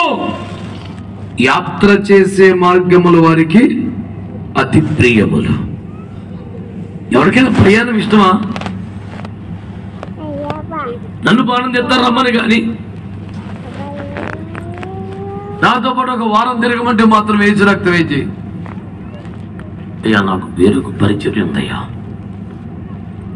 అర్జెంటు పని ఒకటి వచ్చింది, తిరగలాగండి అని చెప్తారు. దేవునికి స్తోత్రం. కానీ ఇక్కడ వాక్యం ఉంది, యాత్ర చేయు మార్గములు వారికి అతి ప్రియములు. ఎవరికైనా ప్రయాణం ఇష్టమా? పొద్దుగోగలు ఏదో బస్సు ఎక్కువ, కారు ఎక్కువ, రైలు ఎక్కువ తగలబడి తిరగటం ఎవరికైనా ఇష్టమా? కానీ అంటారు యాత్ర చేసే మార్గములు ఇష్టములట. ఎందుకంత ఇష్టమవుతుంది అబ్బా అని దృష్టి పెడితే అసలు ముచ్చట అక్కడ రాశాడు. వారు నా నాటికి ఫలాభివృద్ధి నందుచు ప్రయాణం చేస్తున్నారు. స్తోత్రం చెప్పండి గట్టిగా, చెప్పండి గట్టిగా. యాత్ర చేసే మార్గాలు ఎందుకు ఇష్టమైనవి? యాత్ర చేస్తున్నప్పుడే బలం పెరుగుతుందంట. స్తోత్రం చెప్పండి గట్టిగా. ఈ భూమి మీద అత్యంత సౌకర్యవంతమైన ప్రయాణములు చేసిన వారు కూడా అలిసిపోతారు. మంచి ఏసీల బండి గురించి అలిసిపోతుంటే దేవునికి స్తోత్రం. విమానంలో గురించి అలిసిపోతుంటే ఎంత సౌకర్యవంతమైన ప్రయాణమైన అలిసిపోతున్నారు భూమి మీద. కానీ ఇక్కడ వాక్యం చెప్తుంది, మాకు ప్రయాణాలు అంటే బాగా ఇష్టం అండి అన్నారు వీళ్ళు. ఎందుకు ఇష్టం మీకు అని అడిగితే వాక్యం చెబుతుంది, వారు నానాటికి బలాభివృద్ధి పొందొచ్చు ప్రయాణం చేస్తారు. ప్రయాణం చేస్తుంటే బలం అభివృద్ధి అవుద్దంటే ఎవరికైనా అవుద్దా సార్? ఎవరికైనా అవుద్దా? ఎంత సౌకర్యవంతమైన ప్రయాణం చేసినా బలం అభివృద్ధి అవుతుంది. ఈరోజు మా పిల్లగాన్ని ఏసీలో తీసుకొచ్చి దిగిన తర్వాత ఇంకా తేజుకుంటుండే చూస్తే ఇంకా నీరసంగానే ఉన్నాడు. ప్రయాణం చేస్తే ఎవరికి బలం రాదండి, బలం తగ్గుతుంది, నీరసం వస్తుంది, అలసట ఉంటుంది, బడలికి ఉంటుంది. కానీ ఇక్కడ ఒక విశేషమైన ప్రయాణం ఉంది. అదేం ప్రయాణం తెలుసా? నానాటికి ఐగుప్తుకు దూరం అవుతున్న ప్రయాణం, నానాటికి వాగ్దాన దేశానికి సియోనుకు దగ్గర అవుతున్న ప్రయాణం, సియోనులో కనబడాలనే ప్రయాణం, సియోనుకు చేరాలనే ప్రయాణం. దేవునికి స్తోత్రం చెప్పండి గట్టిగా. నువ్వు లోకమును ఇంకెటుపోయినా, మరి ముఖ్యంగా ఈ సీజన్ లో వేరుపడితేడు తిరిగిన దేవుని స్తోత్రం, అలిసిపోతావు, నీరసం వస్తుంది. కానీ వాక్యం చెబుతుంది, సియోను కొరకైన ప్రయాణం చేస్తే నా నాటికి బలము అభివృద్ధి అయిపోద్దంట. గట్టిగా ఆమెను చెప్పండి, గట్టిగా ఆమెను చెప్పండి. సియోనులో ఎట్లా కనపడతాడు? అక్కడు సియోనులో ఎట్లా కనపడతాడు? దేవుని వాక్యం తెలియజేస్తుంది, దేవుని మందిరం ముందు నివసించే అనుభవం కలిగిన వాడు రేపొద్దున సియోనులో కనపడతాడు. రెండవది, దేవునికి స్తోత్రం కలుగును గాక, ఎక్కడున్నాడు అక్కడే ఆగిపోకుండా సాగిపోవటాన్ని ఇష్టపడేవాడు, యాత్ర చేయడాన్ని ఇష్టపడేవాడు, ప్రయాణం చేయడాన్ని ఇష్టపడేవాడు. ప్రయాణం అంటే చిన్న ముచ్చట కాదు. మేఘము కింద నడవాలి, మోషే వెనక నడవాల, మేఘం ఆగితే ఆగాల, సాగితే సాగాల. ప్రయాణం అంటే ఏదో నడిచేస్తాం కదా. దేవునికి స్తోత్రం. అంటే ఆత్మ నడిపింపులో దైవజనులను వెంబడిస్తూ రోజు రోజుకి ఐగుప్తికి ఆశలకు దూరం అయిపోతూ వాగ్దాన దేశానికి చేరుకునే ప్రయాణం ఎవరైనా చేస్తే వాడు ప్రయాణం చేసిన కొద్దీ నూతన బలం వచ్చేస్తుందని దేవుని వాక్యం రాయబడింది. చేతులెత్తి మంచిగా ప్రభుకు స్తోత్రం చెల్లిద్దాం. ఒకడు ఎట్లా కనపడతాడు సియోనులో? దేవుని ప్రజలారా, ఈ వాక్యాలన్నీ మీరు మనస్సులో పెట్టుకోమని ప్రభు పేరట మీకు మనవి చేస్తున్నాను. ఎవరికైతే రోజు రోజుకి బలం అభివృద్ధి అవుతుందో వాడే సియోనులో కనబడతాడని వాక్యంలో తేటగా ఉంది. గట్టిగా ఆమేన్ చెప్పండి. యథార్థంగా గుండె మీద చేయి పెట్టుకుని నోరు తెరిచి చెప్పు, నువ్వు బాప్తిసం పొందిన తర్వాత, ఆత్మను పొందిన తర్వాత, సేవకు వచ్చిన తర్వాత, అభిషేకమైన తర్వాత, పరిచర్లకు వచ్చిన తర్వాత, భక్తి చేయటం మొదలెట్టిన తర్వాత, సత్వగల సంఘాలకు వచ్చిన తర్వాత, పరిశుద్ధాత్మలోకి వచ్చిన తర్వాత నీ బలం పెరిగిందా తగ్గిందా? అప్పట్లో మరి చాలా బలంగా ఉండేవాళ్ళమండి. ఈ మధ్య ఎందుకు బలకి పడిపోతున్నామండి. ఇదివరకండి అసలు మోకరిస్తే తెల్లారిపోయిందండి, ఇప్పుడు కాసేపటికే ముగించేయవలసి వస్తుందండి. ప్రార్థన జీవితంలో బలహీన పడిపోయావు, వాక్యములో బలహీన పడిపోయావు, సువార్త పరిచయలో బలహీన పడిపోయావు, దేవుని మందిరంలో పరిచయ విషయంలో బలహీన పడిపోతున్నావు, పరిశుద్ధుల కొరకైన పరిచయలో బలహీన పడిపోతున్నావు. ఉపచారము చేయవాడు సామర్థ్యము మేరకు చేయాలంటే శక్తిని దాచుకునేదో పైపైన వద్దు కత్తేసినట్లు చేస్తున్నావు. ఇక్కడ దేవుని వాక్యం తెలియజేస్తుంది, ఎవరైతే సియోనులో కనబడే ప్రయాణం చేస్తున్నాడో వాడికి యాత్ర చేసే మార్గాలు చాలా ఇష్టం. యాత్ర చేస్తున్న కొద్దీ, సాగిపోతున్న కొద్దీ నూతన బలం వచ్చేస్తున్న దేవునికి స్తోత్రం చెప్పండి. సంతోషంగా స్తోత్రం చెప్పండి. హల్లెలూయా. ప్రభునందు మిక్కిలి ప్రియమైన దేవుని ప్రజలారా, సియోనులో ఒకరు ఎలా కనపడతాడో? యాత్ర చేస్తేనే, సాగిపోతేనే. గబగబా ఈ మాటలు మీకు దృష్టి చేస్తాను. ఐగుప్తును వదిలేయాలంటే మారు మనసు పొందాలి. పస్కా రక్తములో శుద్ధీకరించబడాలంటే యేసు రక్తం కిందికి రావాలి. నీటి బాప్తిస్మం ఎర్ర సముద్రం దాటం అంటే నీటి బాప్తిస్మం పొందటం. మన్నా తినడం అంటే దేవుని వాక్యములో ఉపదేశములో నేర్చుని ఎదగటం, పండలో నీళ్లు తాగడం అంటే పరిశుద్ధాత్మాభిషేకం పొందటం. ఇవన్నీ ఏంటి? యాత్ర చేయటం. ఐగుప్తును వదిలేయాలి, రక్తం కిందకి రావాలి, నెక్స్ట్ బాప్తిస్మాన్ని పొందాలి, నెక్స్ట్ ఉపదేశంలో ఎదగాలి, నెక్స్ట్ ఆత్మతో నింపబడాలి. యాత్ర చేస్తూనే ఉండాలి. నువ్వు ఎక్కడ ఆగిపోయావు? బాప్తిస్మం దగ్గర ఆగిపోయావా? ఉపదేశంలోకి రావా? ఉపదేశం నేర్చుకుని సరిపెట్టావా? అభిషేకములోనికి రావా? ఒక్కొక్క అనుభవంలోకి వస్తా ఉంటే దేవుడు అంటాడు, యాత్ర చేసిన కొద్దీ నీకు బలం పెరిగిపోద్ది. దేవునికి స్తోత్రం కలుగును గాక. ఆగిపోయినట్టే వీక్ అయిపోతున్నాడు, ఆగిపోయినట్టే వీక్ అయిపోతున్నాడు. గుర్తుపెట్టుకో, సమూయేలు గ్రంథంలో ఏమని రాశాడు? దావీదు మహారాజు యుద్ధానికి వెళ్ళకుండా ఇంటి దగ్గర ఆగిపోయాడట. బలిగిరుడై పడిపోయాడు. యుద్ధానికి వెళ్ళిన అందరూ విజయశీలులుగా, సాధించిన వారిగా, గెలిచిన వారిగా దర్జాగా తిరిగి వచ్చారు. ఆగిపోయినోడే పోతాడు. ఏదైనా దేవుడు నుండి సాగిపోయినోడికి జీవితం ఆశీర్వాదాలన్నీ. స్తోత్రం చెప్పండి గట్టిగా, మంచిగా దేవునికి స్తోత్రం చెప్పండి. ఈ దినాన దేవుని వాక్యం ద్వారా మీకు చేస్తున్న పరిచర్య గుర్తుపెట్టుకోండి. సియోనులో మనందరము కనబడతామని దేవుడు వాగ్దానం చేస్తున్నాడు. ఆ వాగ్దానం స్వతంత్రించుకోవాలంటే రోజు రోజుకి ఐగుప్తుకు దూరం అయిపోవాలి. నీ కొరకు పంపబడ్డ దైవజనుని వెంబడించాలి. ఆమెనట్లా దగ్గరదారులు అడ్డగోలుగా దొంగ బుద్ధులతో, లంచాలతో బాగుపడిపోయే షార్ట్కట్లతో చుట్టూ దారిన దేవుడు చూపించిన మార్గములో ప్రయాణం చేయాలి. దేవునికి స్తోత్రం. మందిరములో నివసించే అనుభవానికి రావాలి. ఇలా అయితే ఒక్కొక్క మెట్టు ఎగుతూ ఆగకుండా ప్రయాణం చేస్తే నువ్వు బలాభివృద్ధిని పొంది దేవునికి స్తోత్రం సియోనులో కనబడతావని దేవుని వాక్యం తేటగా రాసినందుకు 5 చేతులు ఎత్తి స్తోత్రం చెప్పండి. ఆమేన్, హల్లెలూయా. అలాగే సియోనులో మనం కనబడాలంటే మనం ఏం చేయాలి? మరొక వచనాన్ని కూడా చదువుకుందాం ప్రియులారా. హెబ్రీ పత్రిక 12వ అధ్యాయము. అందరూ కూడా పరిశుద్ధ గ్రంథాలు చూడండి.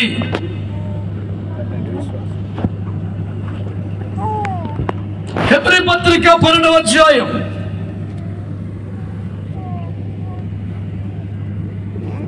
22వ వచనం. ఇప్పుడైతే సియోను కొండకును జీవము గల దేవుని పట్టణమునకును, ముగింపులోకి వచ్చేసరికి మనము వచ్చి ఉన్నాము. స్తోత్రం చెప్పండి. అంటే 24వ వచనం చివరిలో మీరు వచ్చి ఉన్నారు. ఓకేనా? 22వ వచనం మొదట్లో ఏం చెప్పాడు? ఇప్పుడైతే సియోను కొండకి. 24వ వచనం ముగింపులో మీరు వచ్చి ఉన్నారు. అంటే మొత్తం వచనాన్ని ఒక ముక్కలో చెప్పాలంటే, ఇప్పుడైతే మీరు సియోను కొండకు వచ్చి ఉన్నారు. గట్టిగా స్తోత్రం చెప్పండి ఒకసారి. చెప్పాలి గట్టిగా. దేవుని సంగమా, దేవుని ప్రజలారా, మీరు అని పౌలయ్య గారు ఎవరిని ఉద్దేశించి రాశాడు? హెబ్రీ సంఘాన్ని ఉద్దేశించి రాశాడు. బాగా వినాలా? హెబ్రీ సంఘంతో మాట్లాడుతూ పౌలు గారు ఏం చెప్తున్నారు? ఇప్పుడైతే మీరు సియోను కొండకు వచ్చేసారన్నాడు. హెబ్రీ సంఘం వాళ్ళు అంత సూపరా? అంతకుముందే రేవెట్టాడు. అలాగే ఆ రేవు చూపిద్దాం చూడండి. అదే అధ్యాయంలో మొదటి వచనంలో మీరు ప్రతి భారమును వదిలేయండి. స్తోత్రం చెప్పండి. ఏ వదిలేయాలంట? మాట్లాడుతున్నా చాలా మంది ఏదో నెత్తికెత్తుకున్నారు, ఏదో భుజానికి ఎత్తుకున్నారు, ఎంతో కొంత డబ్బులు గమ్ముడైపోయావు, ఏదో కర్ర ఏదో తగిలించుకో తిరుగుతున్నావు. ప్రతి భారమును, అందరి కాన్సన్ట్రేషన్ సులువుగా చిక్కులు పెట్టి పాపాల మీదే ఉంటుంది, కానీ రకరకాల వ్యర్థమైన భారాల మీద వేసుకున్న వద్దని దేవుడు వాక్యం చేస్తుంది. ప్రతి భారం ఆయన కాడి తప్ప, దేవుని రాజ్య భారం తప్ప, సిలువ భారం తప్ప లౌకికమైన రకరకాల భారాలు వ్యర్థంగా నెత్తి మీద వేసుకోవద్దని నేను ప్రభు పేరట మీకు మనవి చేస్తా ఉన్నా. మా సంఘంలో ఒక బిడ్డ నెలలో ఒక వారం ఖచ్చితంగా మారేద్దాం. ఇప్పుడు ఏదో పొరపాటు ఏదో కష్టమో బాధ అవుతుంది, ప్రతి నెల గ్యారెంటీ ఒక వారం ఎక్కడుతుంది ఏందని నేనే కావాలి పట్టు కట్టుకొని గుర్తుపెట్టుకు రమ్మని బిడ్డరా ఏంటి నెలకు వారం ఎక్కడుతున్నాం ఏంటి కూడా అని అడిగా. అయితే ఏ మాత్రం ఇబ్బంది పడకుండా, అవునయ్య గారు నాకు ఒక నెలకు ఒక వారం కుదరదు. ఏమా ఎందుకు కుదరదంటే నేను డ్వాక్రా గ్రూప్లో లీడర్నండి. నెలకు ఒక ఆదివారం డబ్బులన్నీ పోగేసి వీళ్ళు కట్టి వాళ్ళకి ఇచ్చి చాలా నా మీద లక్షల రూపాయలు బాధ్యత ఉందండి. అంచేత నేను ఒక ఆదివారం గ్యారంటీగా రాను. మరి ఎవరైనా నమ్మకస్తులకు అప్పగించవచ్చుగా అన్నారు. ఎందుకండి ఎవరు నన్ను ప్రేమించి లక్షల రూపాయల ఆధిక్యత బాధ్యత నా చేతిలో పెడితే ఇంకోరికి ఎందుకు ఎత్తా? నేను ఎవరే ఉన్నా. ఇందు మూలముగా నేను మీకు చేయమనం లేవనగా చాలా మంది ఏవేవో భారాలు పెట్టుకొని ఆగిపోతున్నారు. దేవుని బిడ్డల శ్రద్ధగా నా మాటలు వినండి. ప్రతి భారమును వదిలేయి, సులువుగా చిక్కులు పెట్టే ప్రతి పాపాన్ని వదిలేయి, అటు ఇటు చూడక విశ్వాసము కొత్తగా యేసు వైపే చూడు. 4వ వచనంకి వస్తే మీరు బాగా వినండి. నా సబ్జెక్ట్, నా పాయింట్ ఏంటంటే ఇప్పుడైతే మీరు సియోను కొండకొచ్చారన్నాడుగా. ఎవరాళ్ళు? ఎబ్రి సంఘమేగా. వాళ్ళెంత సూపర్ మ్యాన్లు. గుడిమరి 1వ వచనంలో రకరకాల భారాలు ఎత్తిమి తీసుకున్నారంట. 2వ వచనంలో అదే వచనంలో సులువుగా చెక్కలు పట్టి పాపంతో ఇబ్బంది పడుతున్నారంట. 4వ వచనంలో మీరు పాపముతో పోరాడుటలో రక్తము కారున్నంతగా ఎదిరించట్లేదన్నాడు. 7వ వచనంలో శిక్షలో పాలు పొందాలని చెప్పాడు. ఎవడోయ్ 11వ వచనంలో శ్రమలో సంతోషించమని చెప్పాడు. 14వ వచనంలో పరిశుద్ధత కాపాడుకోమని చెప్పాడు. 16వ వచనంలో ఏషవు లాంటి భ్రష్టుడు వ్యభిచారం ఉంటాడు, జాగ్రత్తలు చూసుకో అన్నాడు. ఎవరికి చెప్పాడు? ఎబ్రి సంఘానికి. ఇట్టాళ్ళు పట్టుకొని 22వ వచనంలో ఇప్పుడైతే మనం సియోను వచ్చేసాం. ఎట్టొస్తావు నువ్వు? ఇన్ని లోపాలు కనపడుతున్నాయిగా. అబద్ధం ఆడుతున్నాడా పోలయ్య గారు? మబ్బి పెట్టి మసిపోసి మారాడికాయ చేసి అరచేతిలో సైకుంఠాన్ని చూపించే ప్రయత్నం చేస్తున్నాడా? ఇందు మూలముగా తేలుచున్న ఫలితార్థం ఒకటే. ప్రియ సంఘమా, దేవుని ప్రజలారా, ఏంటిదని?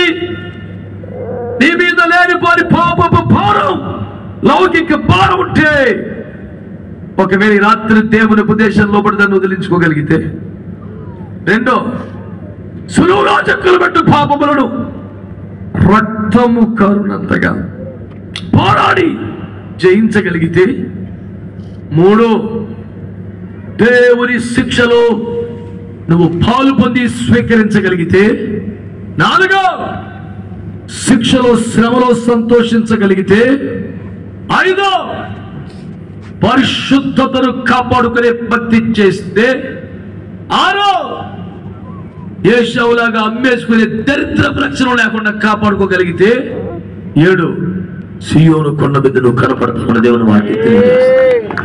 పడితే మంచి కొట్టో సప్పుడు దెబ్బలు కొట్టబాగా. నీవు సియోను కొండ మీదకి రావాలంటే తలకి తప్ప చేయవలను. ఊరు వదిలి కొండ మీదకి వెళ్ళిపోయి 3 రోజులు అక్కడ కూర్చోవలను. నువ్వు కొండ ఎక్కుతావో చేంజ్ ఎక్కుతావు కాదురా బాబు, పరవశం అవ్వాలి. నీ వశంలో నువ్వు ఉండకూడదు. ఆత్మవశమైపోవాలి. ఈ రాత్రి దేవుని వాక్యం తెలియజేస్తుంది. శ్రద్ధగా సియోను కొండ మీదకి ఎవరు వస్తారట? ఎవరైతే రకరకాల భారాల నుంచి బయటపడతారో. మా ఊర్లో ఉన్నాడు, 45 సంవత్సరాల వయసు వచ్చింది. ఆదివారం టోపీ ఎట్టుకొని పొలోమని క్రికెట్కి వెళ్ళిపోతాడు. దేవుని బిడ్డ. నేను అడిగా, అయ్యా దేవుని బిడ్డ పోయింది మందిరానికి రాకుండా గ్రౌండ్కి పోతున్నావే అంటే, పిల్లగాళ్ళందరూ కొత్తగా క్రికెట్ బాగా ప్రాక్టీస్ చేస్తారు, నా మీద ఆశ పెట్టుకుంటారన్నా. నేను వెళ్ళి వాళ్ళకి కొంచెం కోచ్గా కొన్ని విషయాలు మెలకువలు నేర్పుతాను. అడిగా, నువ్వు కానీ ఇద్దరు ఎవరు నస్తారు పరలోకం అని అడిగా. ఎట్లా అంటాడు అంటే, నా మీద ఆశ పెట్టుకున్నాడు. నీ మీద యేసు ఆశ పెట్టుకున్నాడు రా ఆయన, నీకోసం ప్రాణం పెట్టాడు బాబు, నీ కొరకే పరలోకాన్ని ముస్తాబు చేస్తున్నాడు, రేపు మొప్ప రాబోతున్నాడు. నేను చెప్పేదంతా ఒకటే, లేనిపోని భారాలు నెత్తి మీద పెట్టుకున్నావు, వేస్ట్. నీ జీవనోపాధి కాదు, నీ కుటుంబం కాదు, నీ మహిమకు సంబంధించింది కాదు, పరలోకాన్ని కాదు, ఎందుకు తగిలించుకుంటావు లేనిపోని? దానికి పోయే ఈ ముళ్ళ దిగని కాలికి తగిలించుకున్నాడు ఒకడు. ఎందుకు వచ్చిన పని అది? దాటిపోవచ్చున్న కుక్క చెవులు పట్టుకున్నవాడా, వెళ్ళిపోతున్నటువంటి ముళ్ళ పరిగెని తగిలించుకున్నవాడా, విషం తాగేసి కాలు నరికేసుకునేవాడా? వద్దురా ఆ పనులను నేను అదే ఇప్పటికైనా స్తోత్రం చెప్పరే. ఆడేవుడి కోసం సంఘాన్ని వదులుకొని ఆడేవుడి కోసం మందిని కుటుంబంలో కష్టం వచ్చిందా, వ్యాధి వచ్చిందా, హాస్పిటల్లో తప్పదు, పరిగెత్తాలి, శ్రమలో ఉంటే వెళ్ళాలి. అందుకని బెట్టింగ్ లేదురా, వెళ్ళి రూపాయి కాసి ఎగరేస్తాక నువ్వు చర్చి మనిషి గ్రౌండ్లోకి వెళ్ళి. నేను హెడ్ అండ్ టాస్ వేస్తే వాళ్ళకి చాలా ఇష్టం అండి. దీని గురించి ఎగరేస్తాకి వెళ్ళాడు బిల్ల. ఏంటి తెలియతే ఎట్లా ఆడదచ్చిన నీకు? ఎంత 40 సంవత్సరాలు వచ్చింది నీకు? వదిలేయ్, ప్రతి భారాన్ని వదిలేయ్. స్తోత్రం చెప్తారా మీరు? హల్లెలూయా. నేను బ్యాంకులో ఒక పని మీద వెళ్ళా, ఎవరో చదువులేని వ్యక్తి వచ్చారయ్యా, నాకు కొంచెం ఇది విత్డ్రాల్ రాసి పెట్టమని అడిగాడు. మంచిది, తప్పకుండా సహాయం చేయాలి, రాసి పెట్టాలి. కానీ ఆదివారం ఉపవాస కూటాలు పెట్టుకుంటే, ఉద్యోగ కూటాలు పెట్టుకుంటే, అంటే నేను బ్యాంక్కి వెళ్ళి రోజుకు గంట సేపు కొంతమంది రాస్తారండి. ఇవాళ ఉపవాస కూటం పెట్టిన రాను కొంతమంది. మరి దేవుని సమర్పణ రా, నమాట ఎట్లా మీరు చెయ్యండి. తనకు మాలిన ధర్మం మొదలు చెత్త వేరే ఉన్నాడు పెద్దోడు. నీ వ్యవహారం చూసుకో, దేవునికి స్తోత్రం. మాట్లాడరా? విమాన ప్రయాణం చేసే వారికి సడన్ గా ఆక్సిజన్ లెవెల్స్ తగ్గిపోతే ఆటోమేటిక్ గా ఆ పైన ప్యానల్ నుంచి దిగి వస్తుంది. దాన్ని తగిలించుకోండి, ఇలా ఆగండి, ఇలా పోతండి అని చెప్తారు. చెప్పి లాస్ట్ లో అంటాడు, ఇతరులకు సహాయపడే ముందు అందులో మాస్క్ సరిగ్గా బిగి గాలి పీల్చుకో, అప్పుడే ఉడికిన చెయ్యాలి. మరి ఎంత కమ్మన ఉపదేశం చెప్పాడు అనిపిస్తుందిరా. నీ సంగతి ఏందిరా బాబు? నువ్వు ప్రతి భారాన్ని వదిలించుకోగలిగితే, సులువు చిక్కులు పెట్టి పాపాలు జయించడానికి అవసరమైతే రక్తము కారణంచగా ప్రార్థనలో పోరాడగలిగితే, శిక్ష విధిలో పాలు పొందగలిగితే, శ్రమ యందు సంతోషించగలిగితే, పరిశుద్ధతను కాపాడుకునే భక్తి చేయగలిగితే, డబ్బు కోసమో తిండి కోసమో యేషవలే రక్షణను, అభిషేకమును, పరిశుద్ధతను, సమర్పణను, ప్రతిష్టను తాకట్టు పెట్టే నీచత్వానికి తగ్గ సరిపోకుండా ఉండగలిగితే, తాకటంటే గుర్తుకొచ్చింది, పొరపాటున ఓట్లుగా నమ్మేస్తారేమో చూడు. దరిద్రం అని ఓటికి లక్ష ఇచ్చినా సరే ఎడంకాలు తట్టుకోవడానికి వెళ్ళి దేశ రక్తం ఇచ్చి తప్పిదా పాపం, ఆ పని చేయబాకు. నేను దేవుని బిడ్డను ముట్టుకోనని చెప్పేద్దాము నీకుండా. ఎటో ఆడపిల్లలు బొమ్మలు వేసి ఫ్లెక్సీ కట్టుకుండా ఇంటి ముందు పొరలేకుండా. ఎటో నేను దేవుని బిడ్డను కనుక ఓటు అమ్ముకోనని పెట్టు, ఫ్లెక్సీ పెట్టు. దాన్ని మించిన కోటి రూపాయలు సాక్ష్యం లేదు భూమి. దేవునికి స్తోత్రం. చెప్పరు చూడు, లాగేశారా? దుర్మార్గం పాడుగాను. నీ గొంప కొత్తగా డబ్బులు పంచే ఓటు సీసాలు పట్టుకొచ్చినాడు భయపడాలా? అది నీ సాక్ష్యం. ఏమోలు తీసుకురా దేవుని బిడ్డ అమ్మమ్మమ్మో, అది నీ సాక్ష్యం. అంటే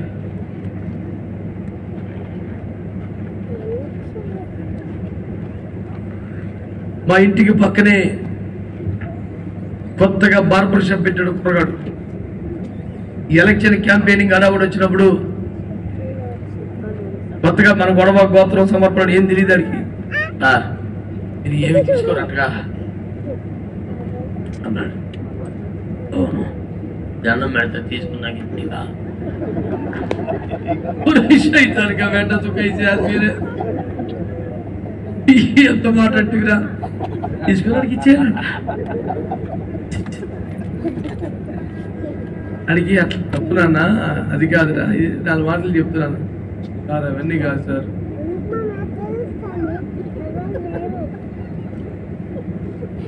పసురు కేసి రేఖ లైన్లో ఏం మాట్లాడతావు చెప్పేది విను నువ్వు ముందు. ఇక ఏంటి సార్, ఎల్లిగారికి శుభార్త చెప్పి కొన్ని మంచి మాటలు చెప్పి తప్పునన్నా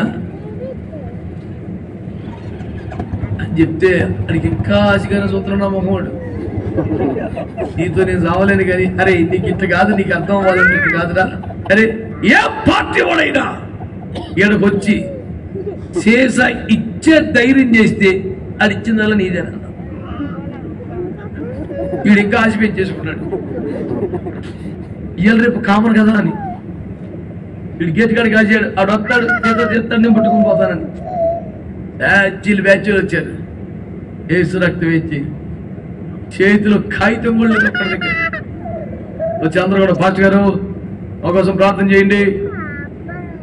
ఆయన ఏ పార్టీ వాళ్ళు వచ్చినా, ఏ అభ్యర్థి వచ్చినా, ఎవరు వచ్చినా ప్రార్థన చేస్తాం. అసలు రాబడి చేస్తుంటే ప్రార్థన ఏం చెప్తాం? మా చర్చిలో ఓట్లు నేను భారీ కూడా కట్టిస్తావా? జనరేటర్ కొనిస్తావా? మళ్ళీ పని ఏం చెప్పాలా?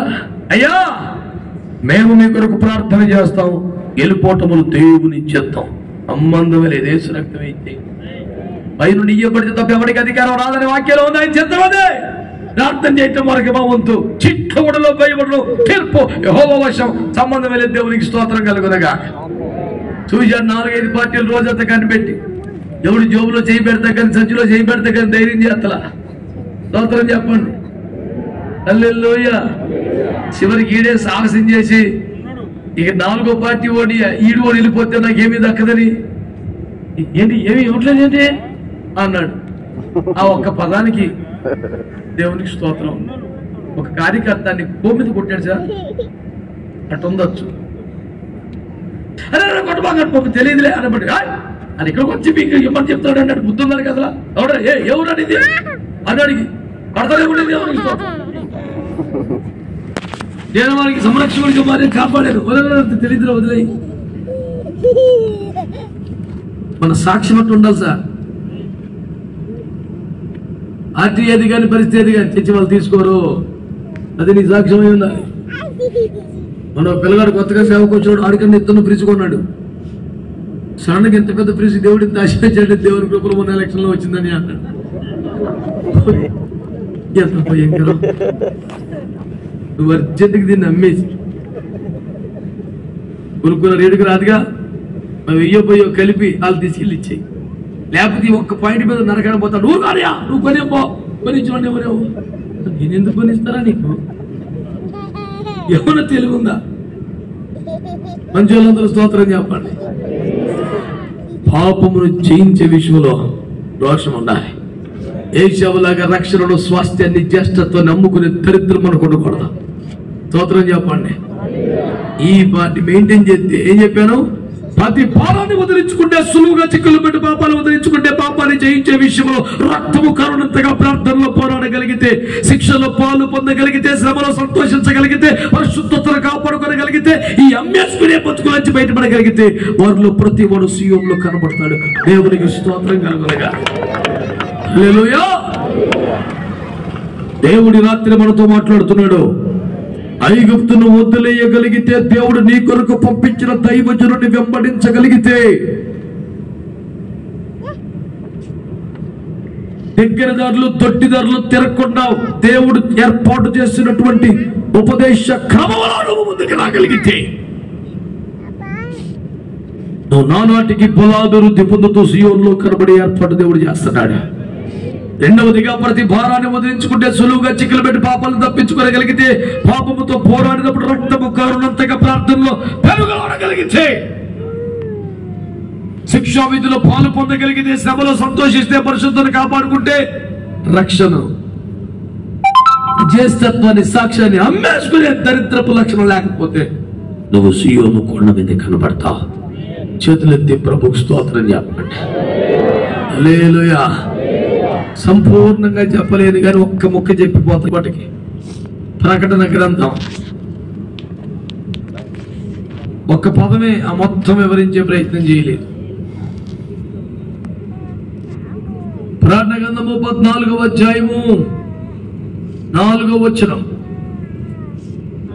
వీళ్ళు స్త్రీ సాంగత్యమును అపవిత్రులు కానివారును, స్త్రీ సాంగత్యమును ఎరుగని వారునై ఉండి, గొర్రె పిల్ల ఎక్కడికి పోవునో అక్కడికి వెళ్ళి ఆయనను వెంబడించును. స్తోత్రం చెప్పండి గట్టిగా. అందరు చెప్పండి గట్టిగా. దేవుని ప్రజల దీని మీద నేను సంపూర్ణంగా, సమగ్రంగా గంటల కొద్ది ఉపదేశం చేసినటువంటి సందేశాలు ఉన్నాయి యూట్యూబ్ లో, మీరు చూడండి మంచిగా. కానీ ఇప్పుడు అంత సుదీర్ఘ సమయం తీసుకునే అవకాశం లేదు. ఇక్కడ దేవుడు ఒక పరిశుద్ధమైన జనమును గురించి మాట్లాడుతున్నాడు. వారట స్త్రీ సాంగత్యమున అపవిత్రులు కానివారు, స్త్రీ సాంగత్యమును అసలు ఎరుగని వారు. కడవరి కాలములో దేవుని సంఘ కన్యకను అపవిత్రపరచు ఒక భయంకర స్త్రీ ఉన్నది. ఎవరో స్త్రీ? ఆ విషయంలో గతంలో మాట్లాడిన సందేశాలు మీరు ఒకసారి పరిశీలించవచ్చును. ఇప్పుడు మన ప్రధాన అంశం ఆ స్త్రీ ఎవరు అనేది కాదు కనుక నేను మీ పరిశుద్ధుల గురించి మాట్లాడుతున్నాను. స్త్రీ సాంగత్యమును ఎరుగని వారు, స్త్రీ సాంగత్యముల పవిత్రులు కానివారు.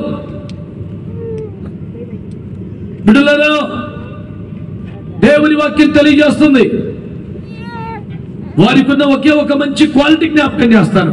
వారు గొర్రె పిల్ల ఎక్కడికి పోవునో అక్కడికి వెళ్ళిపోతారంట. స్తోత్రం చెప్పండి గట్టిగా, చెప్పాలందరూ మంచిగా. గొర్రె పిల్ల ఎక్కడికి పోవునో అక్కడికి వెళ్ళిపోతారు వాళ్ళు. ఇంటి దగ్గర కూడా పెడితేనే, ఆదివారం అయితేనే, అబ్బే మన గలిలయ సముద్ర తీరానికి వెళ్తే వెళ్ళిపోవాల్సిందే. ఎన్నేశ్వరతో అంటే వెళ్ళిపోవాల్సిందే. కన్యతల కొండంటే వెళ్ళిపోవాల్సిందే. అరణ్యంలో ఉన్నాడంటే తెలిస్తే వెళ్ళిపోవాల్సిందే. ఇంట ఉన్నాడంటే వెళ్ళిపోవాల్సిందే. జీవనికి వెళ్ళాడంటే కూడా వెళ్ళాల్సిందే. గుళ్ళుగా తగ్గిక్కాడంటే కూడా వెళ్ళాల్సిందే. వాక్యం ఏమంటుంది? ఆయన ఎక్కడికి పోవునో అక్కడికి వెళ్ళాలి. రొట్టె చేపలు మంచి పెడితే రెడీ. హల్లెలూయా. యేసుక్రీస్తు స్వస్థతశాల కిలోమీటర్ ఉంటుంది దేవునికి. తైలాభిషేక పండుగ దేవునికి స్తోత్రం. పొలాలకి పురుగుల మందు కొడతారా? పెద్ద ట్యాంక్ తెచ్చాడు ఒకడు. దాన్ని నిన్న సంద వచ్చిన గొప్ప పోసాడు. దాన్ని తొక్కుతో ఒకడు పెట్టాడు. ఈ అయ్యగారు ఆ టార్చ్ కన్ను పట్టుకుంటాడు. చూడదా ఎట్లా నొక్కుతున్నాడు. 2 సుక్కలు పడితే ఇంకొకటి రెక్కడికి లాగేస్తాడా? సుక్క పడితే వెళ్ళా 300 జనం పద. ఇందిరా ఈ పనులు ఈ మీద సుక్కపడతాం ఏంటి? రెక్కడికి లాగేస్తాం ఏంటి? సాగు ఏంది నీకు? యేసుక్రీస్తు రక్తం నిన్ను పరిశుద్ధపరిచి మన సాక్షిని కూడా నిర్మలముగా మార్చిన ఆశీర్దిస్తూ ఉండగా ఏం పిచ్చి పనులు ఇవన్నీ? సియోనులో దేవుని సన్నిధిలో కనపడాలంటే గొర్రె పిల్ల ఎక్కడికి పోవునో అక్కడికి వెళ్ళిపోవాలి. ఎక్కడ సులువుగా ఉంటుందో, ఎక్కడ మాయ, ఎక్కడ మోసం కాదు. పెద్ద పెద్ద వాళ్ళకి గెచ్చేమని బయట 9 ఆగిపోయారు. 3 లోపలికి రాగలిగారు. కల్వరి కొండ మీదకి ఒకటి రాగలిగాడు. ఈ రాత్రి ఉపదేశాన్ని వింటున్నావా? యేసు ఎక్కడ ఉంటే నేను అక్కడ ఉంటాను. ఆయన ఎక్కడికి పోవును అక్కడికి వెళ్ళిపోతాను. ఈ అనుభవంలోకి రాగలిగితే స్థిరమైన దేవుని వాగ్దానం వాళ్ళలో ప్రతివాడు సియోనులో కనపడతాడు. సియోను ఉత్సవాలలో, సియోను ప్రార్థన మందిరం ఏర్పాటు చేసిన కొడుకుల్లో నా వెనుక నాకంటే శక్తి గల దైవజనులు రాబోచుండగా ఈ ప్రథమ రాత్రి ప్రారంభ సందేశంగా ఒక శ్రేష్టమైన వాగ్దానం మనకి ఇస్తున్నారు. వారిలో ప్రతివాడు సియోనులో కనబడతాడా? ఇది మనం చేసుకున్న ఛాలెంజ్ కాదు, షరతు కాదు, ఆయన ఇచ్చిన వాగ్దానం. ఎట్లా ఇది సాధ్యమవుతుందంటే 3 అనుభవాలు చెప్పారు. యాత్ర చేసే మార్గాలు, ఏకము కింద దైవజనుడు వెనక ఐగుప్తుకు దూరంగా వాగ్దాన దేశానికి దగ్గరలో చుట్టూ దారిలో ప్రయాణం చేస్తే నువ్వు సియోనుకు వస్తావు. భారాలు సులువుగా చిక్కులు పెట్టి పాపాలు వదిలి కన్నీటి ప్రార్థన అనుభవంలో ఎదిగి రక్తము కరుణంతగా పోరాడి శిక్షా విధిలో పాలు పొంది పరిశుద్ధతను కాపాడుకుని బతికి నమ్ముకోకుండా బతికితే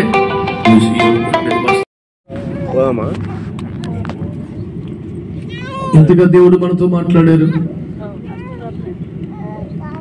కొద్దిసేపైనా ఆగకుండా దేవునికి అలాగూ స్తోత్రాలు చెల్లించారు.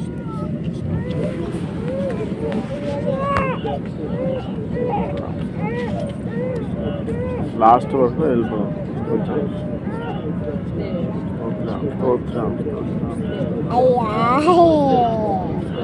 స్వరం ఎత్తి చేతులెత్తి అందరం మంచిగా దేవునికి స్తోత్రాలు చెల్లిద్దాం. క్రైస్తవులు కలిసిపోవటము, చర్చిలో మెంబర్షిప్ తీసుకోవడము, సభలకు వచ్చి తలుపుకొని మెరిసి వెళ్ళిపోవటము, వేదికల మీద కనబడటము కాదు, ప్రతి వాడు సియోనులో కనబడాలి. ఇది ఈ రాత్రి దేవుని యొక్క ఉన్నతమైన ప్రేమ. ఇది ఈ రాత్రి దేవుని యొక్క ఉన్నతమైన ప్రేమ, ఈ మొదటి రాత్రి ప్రభు నీకు మాట్లాడుతూ ఒక ఉన్నతమైన తీర్మానంలోకి తీసుకొస్తున్నాడు. చక్కగా అందరూ లేచి నిలబడతారా? ముగింపు ప్రార్థన ఆశీర్వాదంతో సెలవు తీసుకుందాం. హల్లెలూయా. అందరూ కూడా స్వరమైతే హల్లెలూయా హల్లెలూయా. మంచిగా స్వరమైతే నువ్వు రాజకీయ పార్టీలోనా, విందులలోనా, త్రాగుబోతుల కొడికలలోనా, వీధుల మూలల్లో ఎక్కడ కనపడుతున్నావు? సియోనులో దేవుని సన్నిధిని కనపడాలి. లేచి నిలబడ్డ మీరంతా చేతులెత్తి, యేసయ్యా, ఎన్నో రాజకీయ పార్టీల్లో, తాగుబోతుల విందుల్లో, అల్లరితో కొన్ని ఆటపాటల్లో కాదు, సియోనులో కనపడాలి. కమిటీలలో, వేదికల మీద కాదు, సియోనులో కనపడాలి. చాలా మంది మౌనంగానే ఉన్నారే. హల్లెలూయా.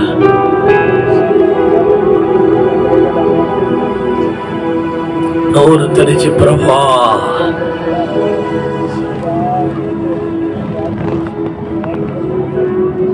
సియోనులో దేవుని సన్నిధిని కనపడాలంటే ఏం చేయాలి? ఐగుప్తు ఈ లోక వ్యాసంలో వద్దనుకోవాలి. ఈ కొరకు పంపబడ్డ దైవజనుని వెంబడించడం ఆరంభించాలి. ఆ క్రమంలో సముద్రాన్ని దాటాలంటే బాప్తిస్మాన్ని పొందాలి. ఇంకా బాప్తిసం పొందిన వాళ్ళు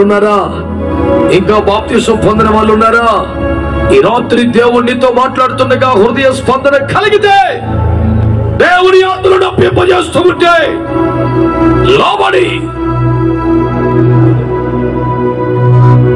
రక్షణార్థమైన మారు మనసును బాప్తిస్మాన్ని పొందడానికి దేవుని సన్నిధిలో తీర్మానము చేసుకోమని ప్రభు సేవకుడిగా నీకు మనవి చేస్తూ ఉన్నాను. నీ ఆశ ఒకటి, నీ గురి ఒకటి.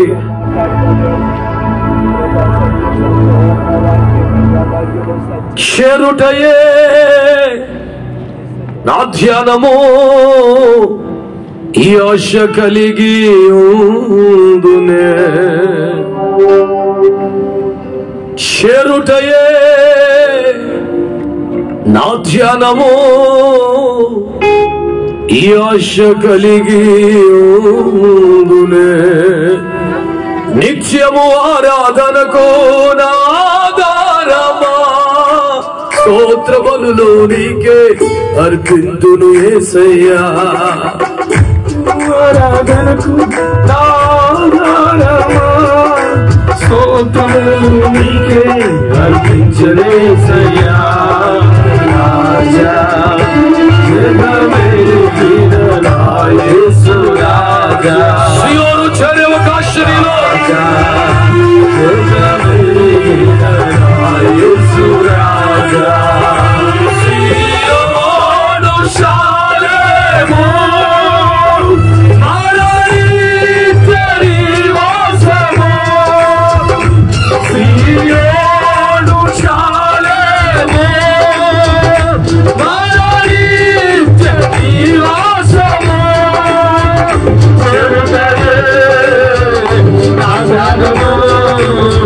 ఈ ఆశ కలిగి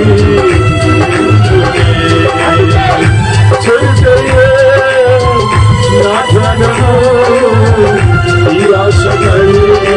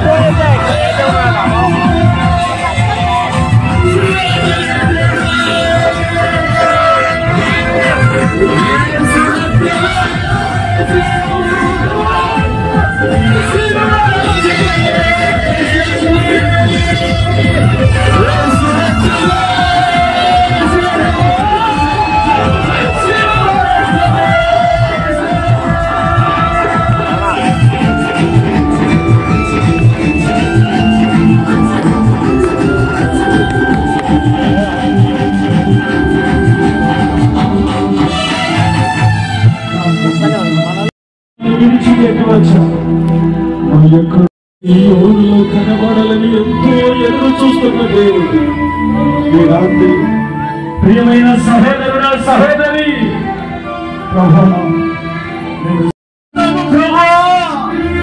నా జీవితం అంతా నీ స్వరూప దర్శనాన్ని చూడాలయ్యా, నీ ప్రసన్నతను చూడాలని ఆశ ప్రభువా అని ఈ రీతిగా నీలో మంట రగిలినప్పుడు నువ్వు సియోనులో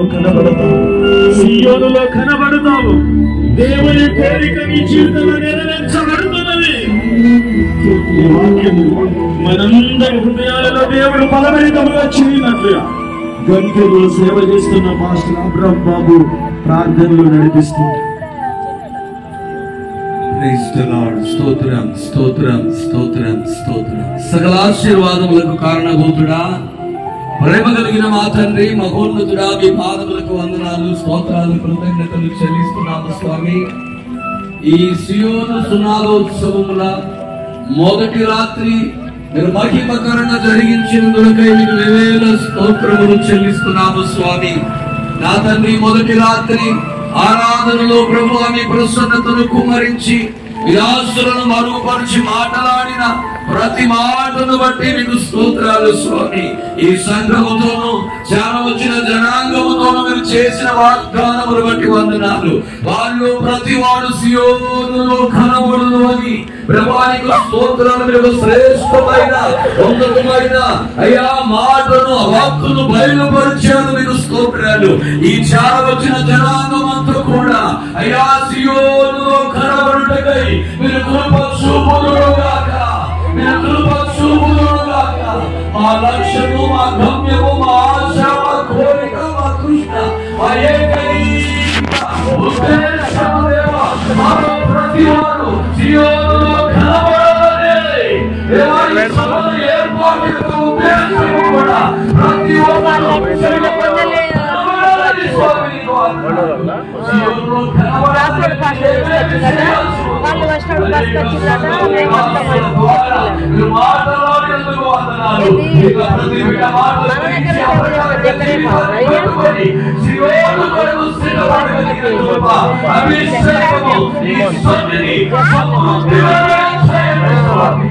ఈ సభను ఏర్పాటు చేసిన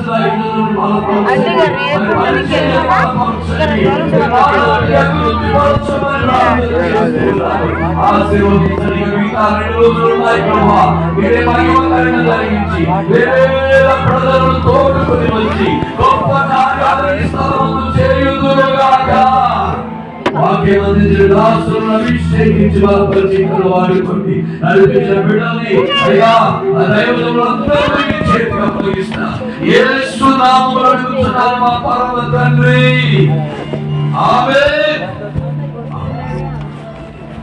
మన తండ్రి అయిన దేవుని ప్రేమ, మన రక్షకుడైన యేసు క్రీస్తు వారి కృప, ఆదరణకర్త అయిన పరిశుద్ధాత్మ నిత్య సహవాసం సమాధానం ఈ దినము వాక్యం అందించిన దాసులను చేరి వచ్చిన దైవ సేవకుల మీదను పరిశుద్ధులైన సీయోను పడనే సిద్ధపరచిన ఆయనను ప్రేమిస్తున్న